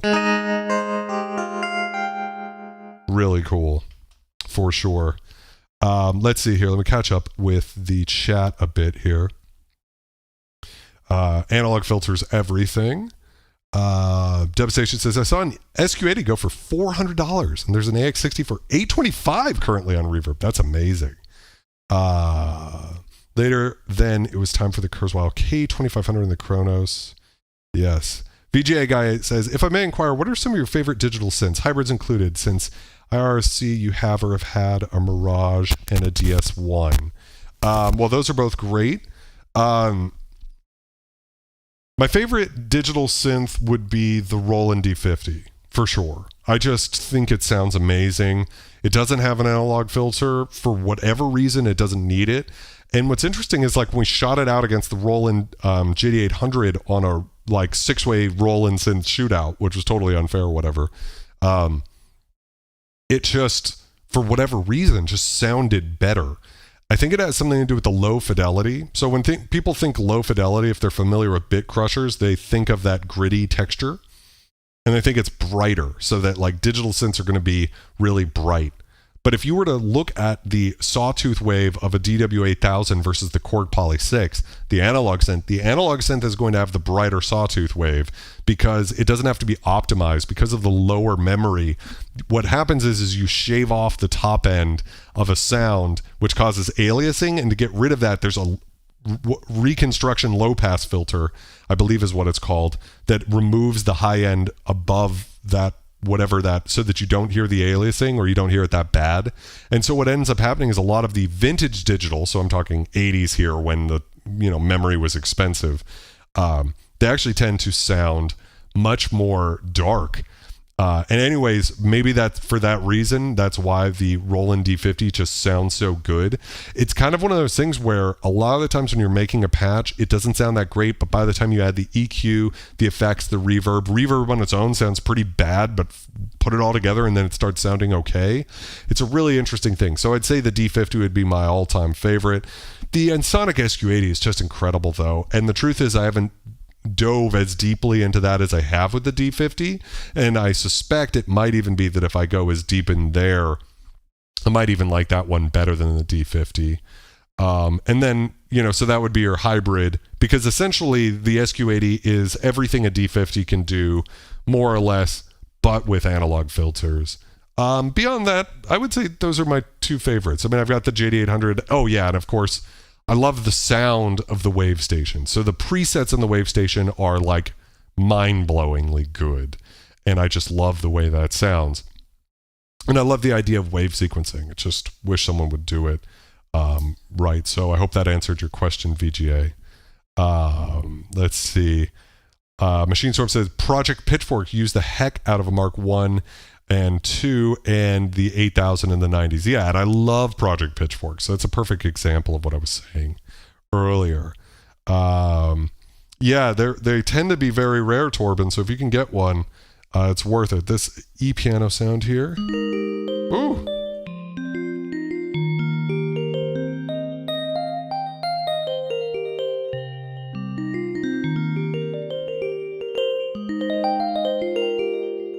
Mighty Pinto says, I like that one from one of the sounds I did earlier.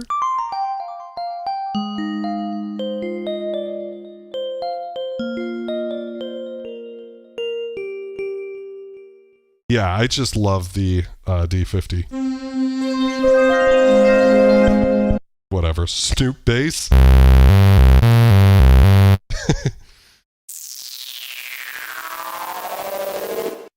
Squash.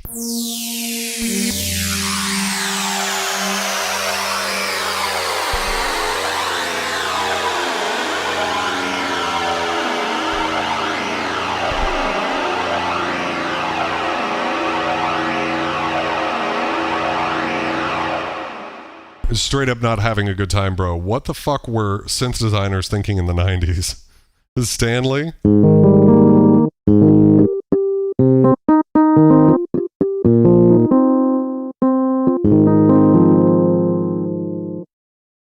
Donk?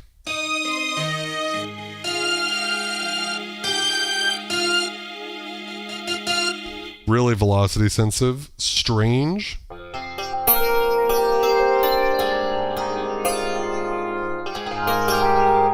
So I want to sort of, as I'm playing these last sets of sounds, I want to say something about the nature of what I do on this channel as it relates to the synths that we check out. I feel like I've come across, whoa, I hit a key and now it's doing something. I feel like I come across somewhat negative, and part of that is my shitty personality and my inability to play keys well as being ignorant to the true power of this thing. I think the thing is that we have to be able to talk about these things in some sort of meaningful comparison with other products, especially because people are going to go out and spend money. And I'm aware of the fact that people spend a lot of money based off of what I say on this channel. And so with that in mind, I want to be as honest as I can and not just like gush over everything. I feel like there's a lot of YouTubers who basically only have positive things to say. And, for instance, I was actually contacted by a synthesizer company this past week, and they sent me this product and said, hey, would you be interested in reviewing it? And I told them straight up, no, because I would have, like, you guys would have loved it, because I would have gotten it on the stream and been like, this sucks, I don't fucking like this is too expensive, and it's just, I can't believe you got away with doing this, right?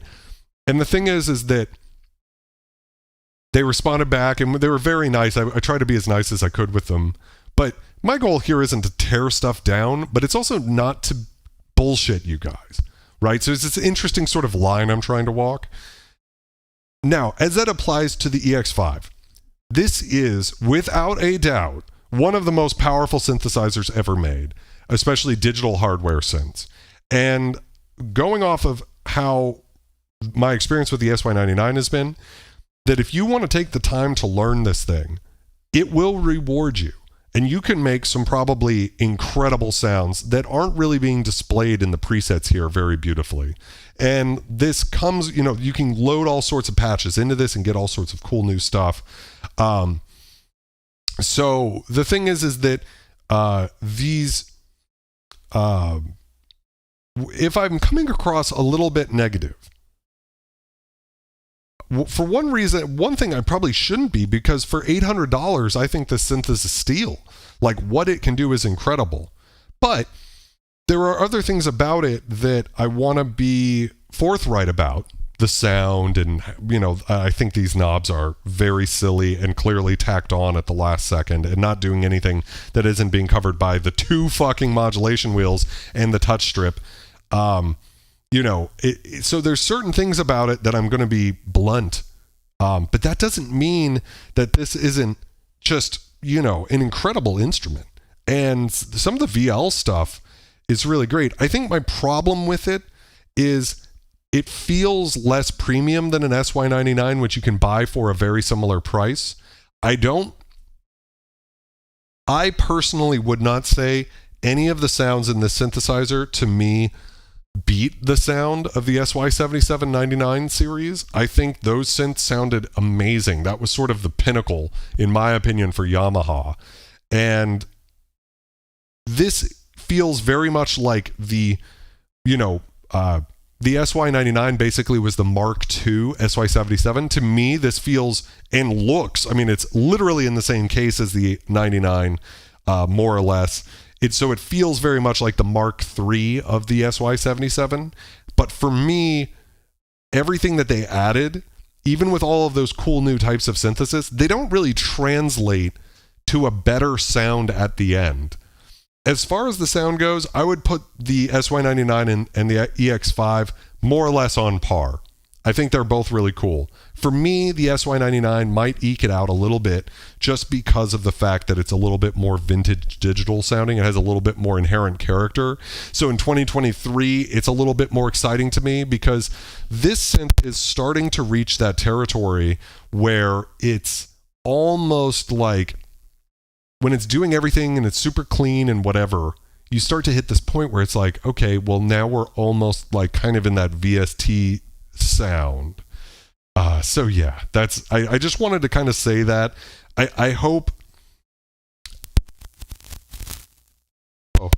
I'm not rambling here. I'm just trying to say that this synth is fucking sweet. Like, if you have one of these, that's fucking amazing. And if you could only buy one hardware synth and you got a good deal on one of these, also fucking amazing. Like, you're gonna have a great time with this. It's so incredible. Having said that, could you spend your money on something like a DW8000? You're not going to have effects.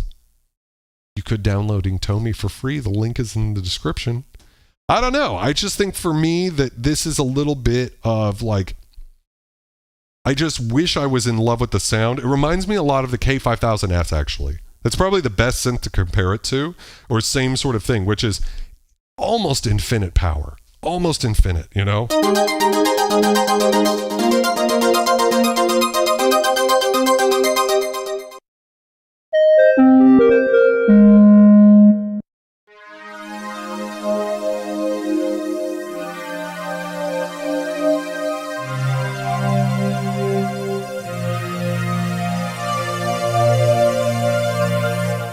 But the problem is there's something about the sound that's not making me fall in love with it the way I would with some of those other synths like the K5000S. So I'm just trying to give you my kind of like mixed bag impressions about this, but I want to really emphasize how incredible this synth is. And some of my criticism comes from my blanket ignorance of not, I'm borrowing the synth. I don't have time to completely learn it the way I would maybe an analog synth. I could go through every single parameter. But yeah, it's incredible.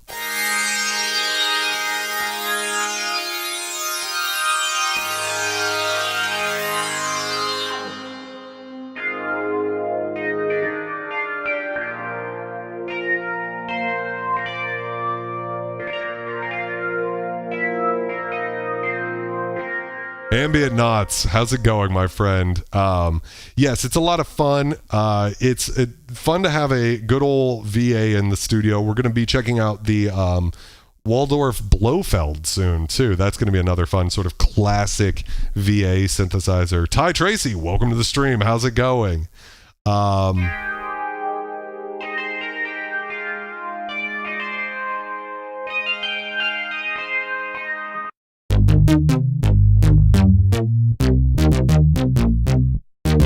That's fat. Talk.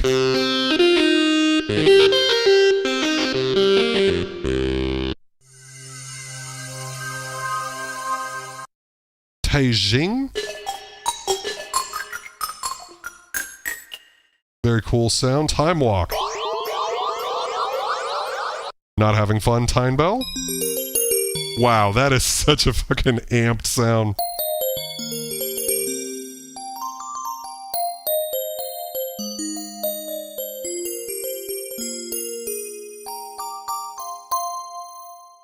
Is very much a full frontal assault on the JD800.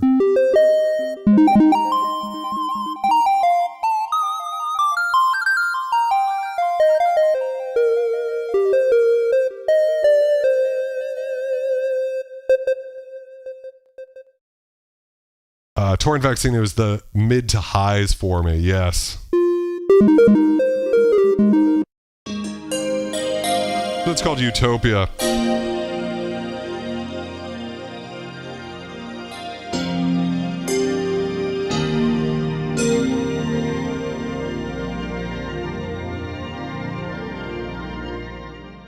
Kind of reminds me of the Iceman preset Vega Bass.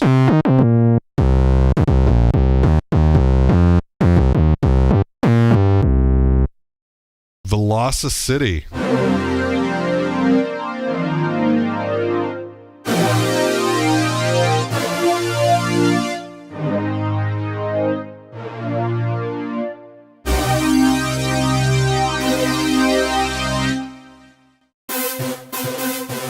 Yeah, it's just a little... There's an interesting thing. Whirly amp.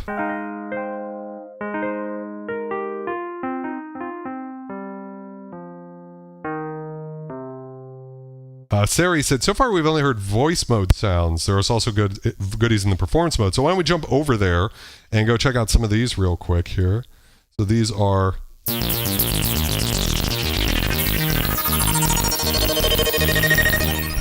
That's quite a lot of DSP going on. This one's called Eternal.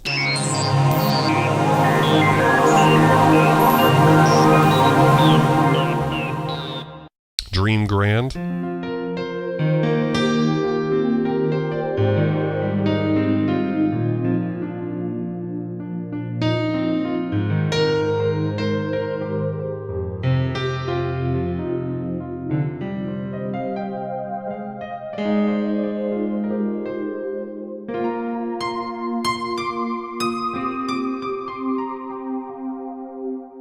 That's definitely my favorite piano sound from this. Lover Sax. Finally, a fucking saxophone patch. Wait, what over here? We got strings over here.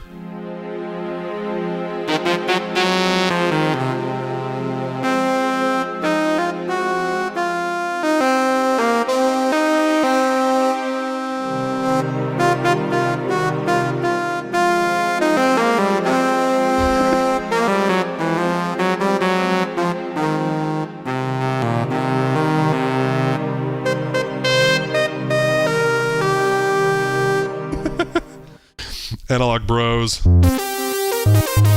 Nothing analog about that. That's a FX loop.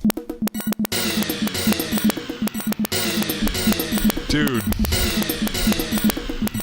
In the Club. Heavenly Guitar. Love a good layered choir.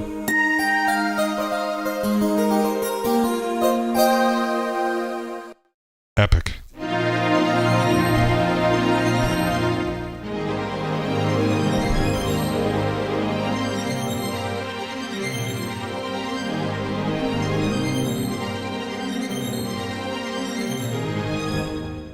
Wow. Dolphin Dance.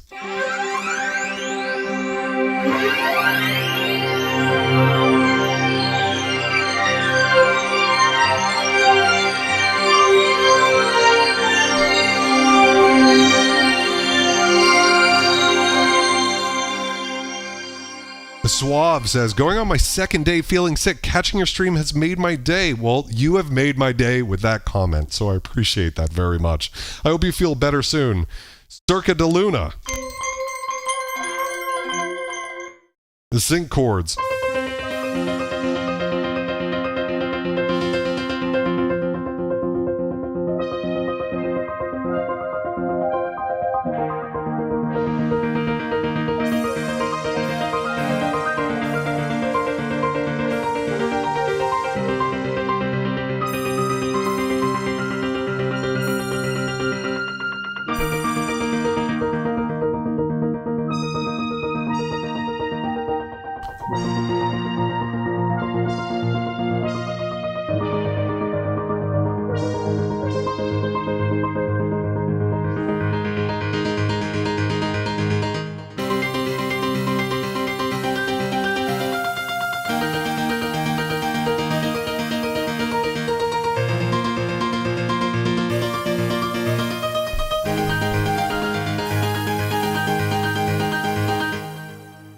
That was cool.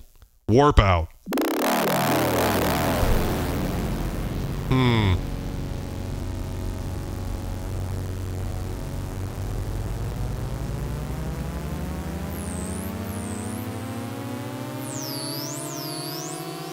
Whoa, shit is going on right now.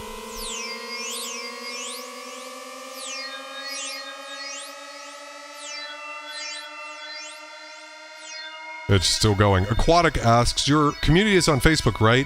No Discord planned? I currently do not have a Discord planned, and Facebook has nerfed my community so badly that I just don't even really, I'm not paying attention to it anymore. I mean, if someone posts it, I'll see it, but yeah, it's not worth, it's unfortunate, but that's just the case. Gingy says, I definitely feel it's cooler than most VSTs. Yeah, I mean, I think so. It is very cool. I'm spoiled. I love Omnisphere, and there's just certain things about what Spectrasonics does that I think is a really incredible VST. So, but I'm biased. So it's cool.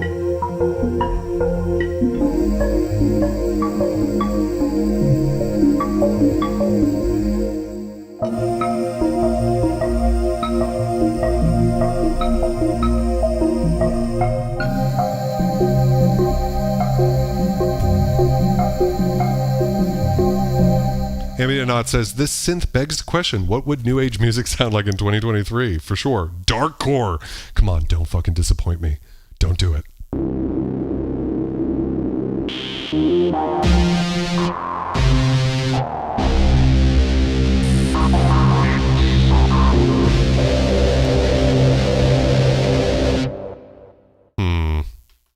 Wavepad. Don't disappoint me.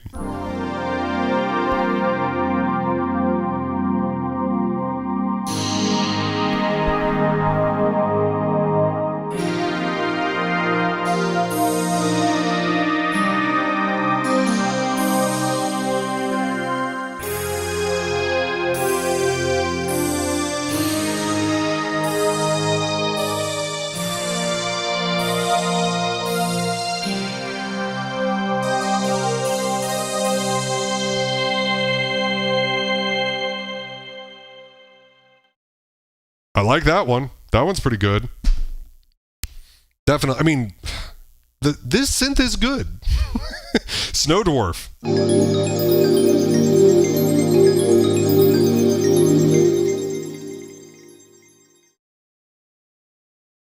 80s sequence.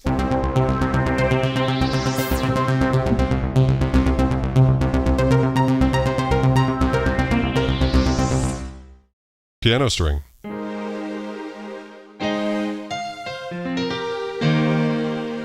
I was still really impressed by that first string sound we heard.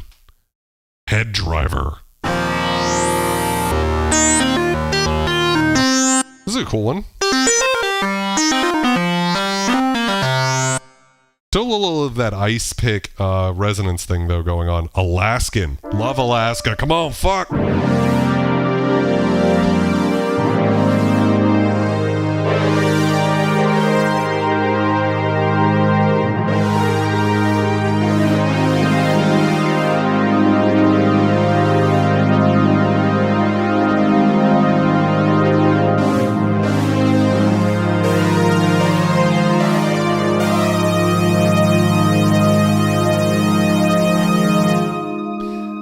agree with that. Speaking of which, VSTs, I can't help but love the hell out of Pigments. I have to try out Pigments at some point for sure. Let's see what else is going on here.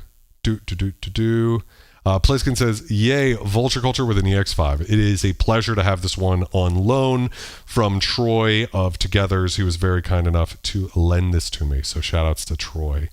Let's see.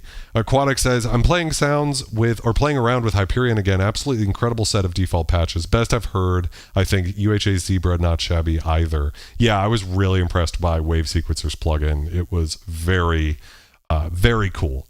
And like you said, the patches were just, dude knows what's up.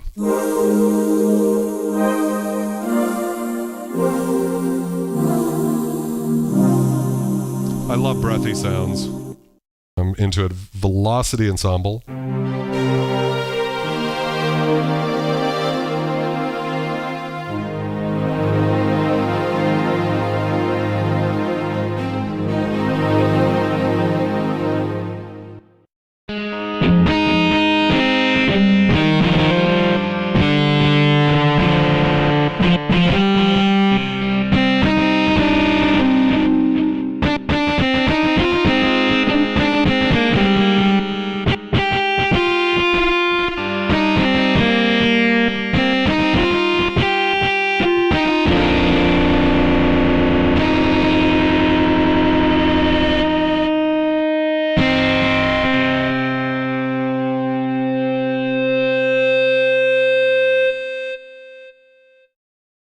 Also one of my favorite sounds, that interesting way that there was more than one. We've got two different guitar sounds kind of doing different sorts of velocity switches, really emphasizes the wideness there. I mean, just really cool patch. I'm really happy we stuck around and got to this one. This one's called Sunbeam.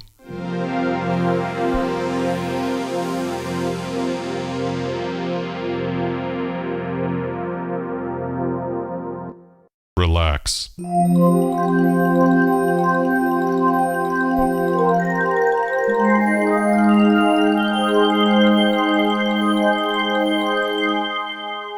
Love a goddamn rain stick sound.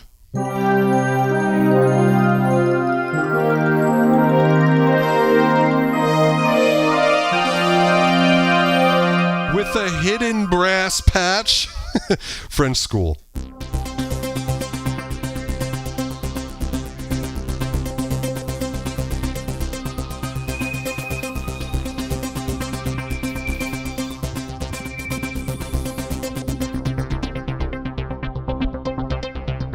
I was hoping it wouldn't affect both patches. Unfortunately, it affects the lead more than the other one. Celebration. Is this the one someone was saying was amazing?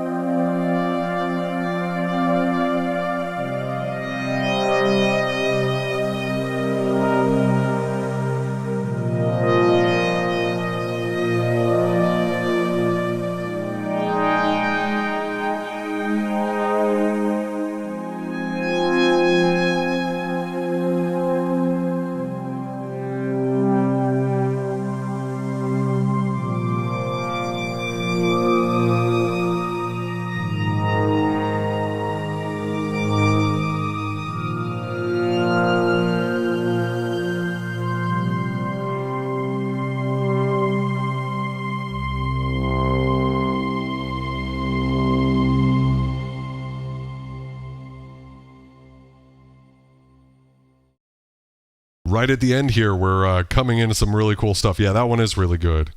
You know, there's a lot going on with it. It's really cool. Fretless pad. Ballad stack. Sapphire. Very additive sound. Whoa, very additive sounding.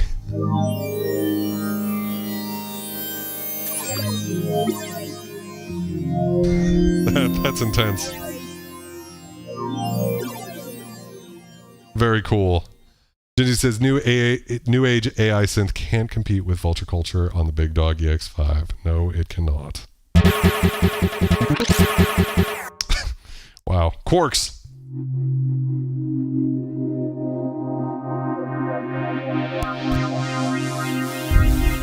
I feel like some of these patch names are the same on ZSY99.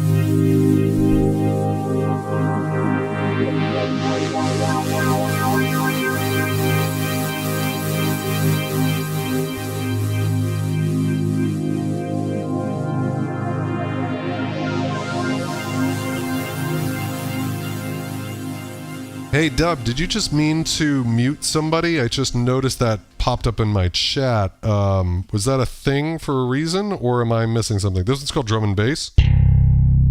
I was expecting it to like play a beat, right?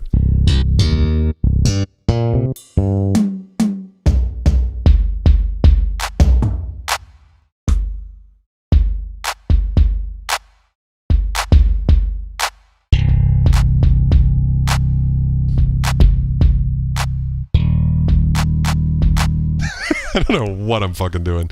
Janssen, welcome.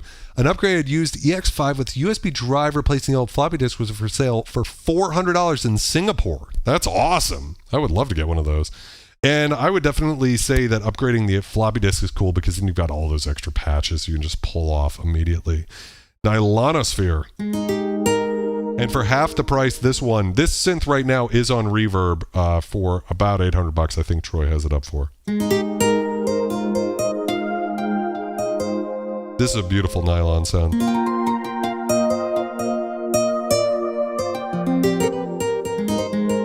Wish I could play keys. Big strings. Okay, string patch. Flower drops. More rain stick action. Strat pad. Not exactly a pad, is it? Still pretty. Pop choir. Brass. It's gonna be bad, guys. Oh, it's worse than I expected. Oh, it's like fucking terrible. Amethyst. Yeah, this is definitely some of the same patches from the SY99. I wonder if you can load SY99 patches in here.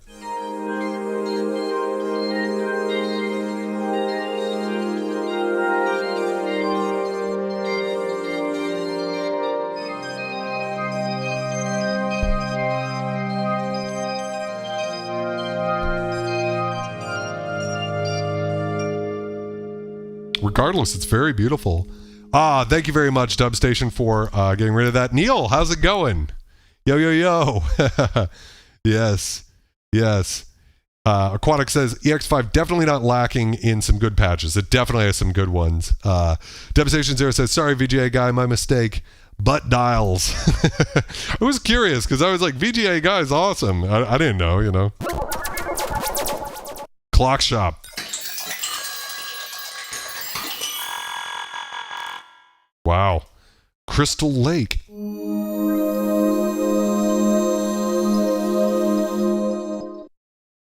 Jazz LH bass. It's an organ. Get it away. Moon bass.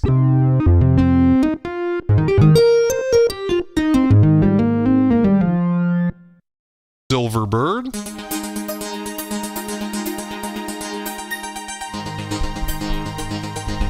Oh yeah.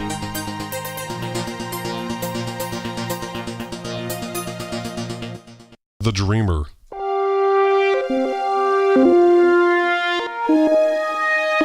Interesting one. How is laid out Stratosphere?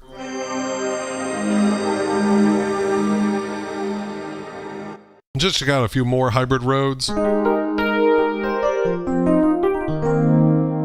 Yeah, I mean, I think I can go ahead and say on record that I think the bass patches in this are better than the SY99. Not that the SY99 sounds bad, but this just has a bunch of patches, especially like Sari was saying, once you get into this performance section, it's more interesting. Neo City. No thank you, that's not the future I want to live in. Analog strings, they're not going to be analog. They're very just strings. The Journey. Oh yeah.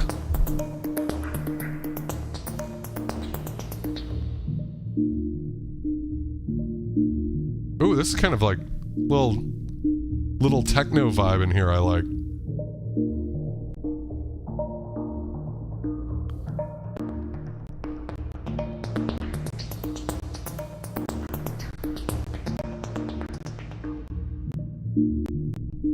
This is cool with the resonance crank too.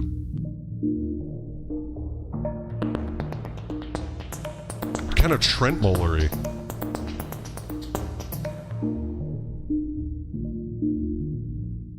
Turtle head poking out, man. Shit.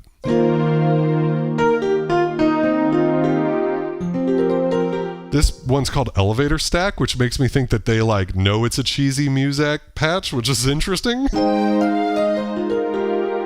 Like they know what they're doing. Twin tenor.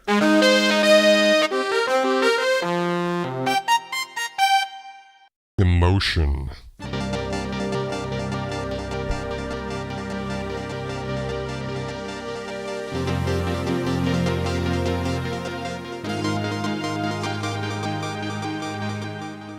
Very interesting. Experiment. Just leave that one out. Midnight Blue.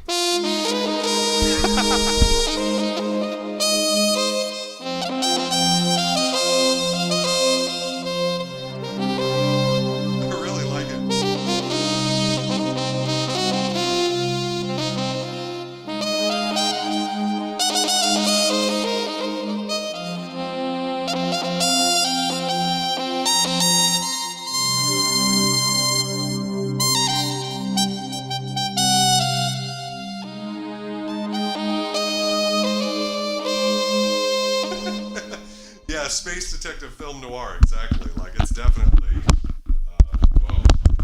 it's definitely got a certain kind of sound for sure. Gingy says the patches keep getting better. Yeah, I agree. Suave modulated patches, yeah, they're very, this one's great. I love this one. Nuclear. Spooky. Mars is greater than Orion. This is a better high pass pad thing than the other one.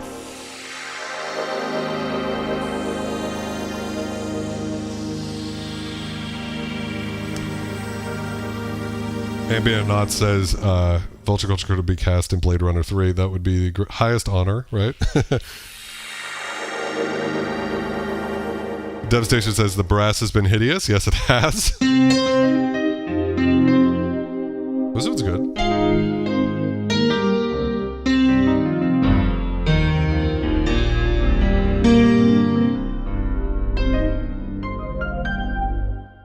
Is Stevie's split?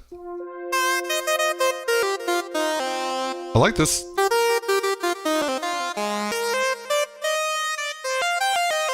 I don't know what to call that, a harmonica thing. Smooth ensemble. Yawn, already heard that sound. Big drawbars. Fuck no, get out of here. Hokkaido.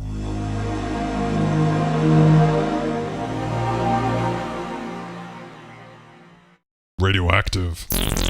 Already heard that one. Eternal we've heard.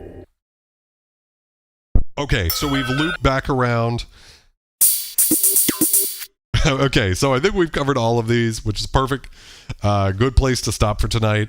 So I'll give you guys my closing thoughts on the ESQ here, for those who are interested, I suppose. So let's see. Let me jump all the way down here. I really do like that thin white noise. Can I get some scum snobs in the chat for my boy Dubstation? I say that with the most love possible because I love synthesizer people who can hear these little itty-bitty differences. But you know, those differences, people make the argument that those differences don't matter when it comes to the mix. I've made that argument in my videos when it comes to talking about VSTs versus hardware. Appreciate it, Dub. But the truth is that a lot of times when we go to hardware or synths in general, we don't go necessarily because we're like, oh, this is going to make my song sound better, right? But I think what it really is a lot of the times is it's more that sometimes, and you guys see it happen to me, where I'm playing and then a certain sound sort of takes me in a direction. Good example is the one you're listening to right now. This synth that I programmed that you're listening to, when I made this sound,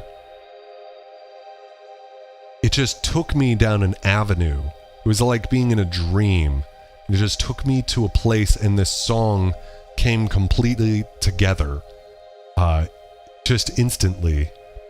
Took a couple of tries to play the keys, you know, the right notes and everything, but I was like, oh, I want it to do this, you know, tender, delicate little thing. And then, you know, it drops into all of that. And so, yeah, and I think the EX5 is an incredible thing. Is it a synth for me? It's probably not my synth, you know. I kind of want it to sound a little dirtier, a little older, a little darker for that vintage digital thing. That's my personal taste. But there's so many people who have a different taste than me, you know. And I think for someone, the EX5, that's like the dream right there. And they're viable right now. They're not like stratospherical prices, you know. So I think it's a good time to get it. If you found this synth captivating, now's not a bad time to get it. It's an interesting thing. Pliskin says the little differences add up. Yes, they do. And that's what we're looking for as musicians, is something that grabs you by the heart and goes, okay, play this, right? Machine Storm says, charming in a 90s workstation way. Was looking at the EX5R for a bit. Yeah, I mean, I think my issue with that sound is it's attainable in a few different ways. But I will say that there's something about the high end of the Yamaha synths that's very characteristic, a little brittle, and a little, you know, compressed at the top, where there's a little shaving off there. Still a little bit of vintage crunch that's kind of nice. It's like high fidelity compared to, you know, way higher fidelity than like a D50, for instance. But, you know, it's there. It's got a little something. It's got a little whatever. Le je ne sais quoi to it. I don't know. So, I think that is a good place to call it a night. Love you guys so much. We're going to be checking out, I think we're going to be checking out the Waldorf Blofeld next week, if I can get everything right. Maybe we'll shoot out the EX5 versus the SY99. That would be a lot of fun. Just kind of compare some patches. We've got to do a deep dive on the Yamaha CS70M. We still haven't done that. Put out a video. Best performing video I've ever put out. Thank you guys for your support for watching it. That's this synth right here. But we haven't really done the deep dive, like just looking at the oscillators and the filters and all the things you can do. So we got to do that. Gingy says, how can we use these vintage gems in a modern context with modern effects and sequencers? That's the key. Yeah, so I mean, and that is the nice thing about this era of vintage digital. I sort of start to think of this more as like, I would say from 95 to about 2007 is like the classic VA era. So I distinguish, these are just things I've made up, okay? So, but I think there's reason to sort of think about synths this way, is from 94 to 1983, that's what I consider vintage digital, because that's that first era of digital synthesis that encompasses everything from the DX7, M1, D50, JD800 Wave Station. I would throw the Proteus even in there, right? 95, Nord comes out with the lead. Access Virus, JP8000 soon to follow. EX5 clearly following in those footsteps, right? Trying to add some knobs to it. Korg MS2000. And then I sort of think that the classic VA era ends with the Virus TI2, which I think was in 2009 or so. So you've kind of got this era of about 14 years where we're talking about classic VA, and I would throw the EX5 in there. It can kind of do the vintage digital. I mean, it honestly doesn't sound, it sounds incredibly close to an SY99, to the point where I'm like, it almost feels like it's the same synth engine with other engines added, you know, like how they added the other stuff. But yeah, anyways, what I was trying to say, Pliskin, was talk about, you know, it's got the niceties of MIDI implementation and everything like that, so you can really use that. Yeah. Machine Storm says, Waldorf has the Blofeld sample license in sale. Yes, I saw that. This isn't my Blofeld. Troy from Togethers is nice enough to lend it to me, so I'm not going to buy anything for it. But yeah, swords with synthesizers, swords and I need to get the and in there, synthesizers it was really fun. I don't know if you've been here before, but welcome to the stream if you haven't. Always a pleasure to have some new faces here, and yeah, this is great. Always love hanging out with some synth people, you know, who know what they're talking about. Gingy says, possibly bring a Beat Step Pro into the mix. Yeah. Bliskid says, I picked up an SY85. Awesome. After watching the SY99 review. Not quite the SY99, but I got it for $135. That's sick. I love that. Machine Storm's going to jump on a 30 voice card. I do not know what that is, though. But it sounds like it's a goodish deal at $500.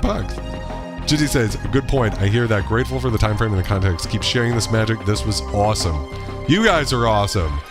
And it was just such a pleasure hanging out with you guys this Wednesday. And I'll be back next one. So everybody stay safe. Have a great week. Love and light, bitches. I am out.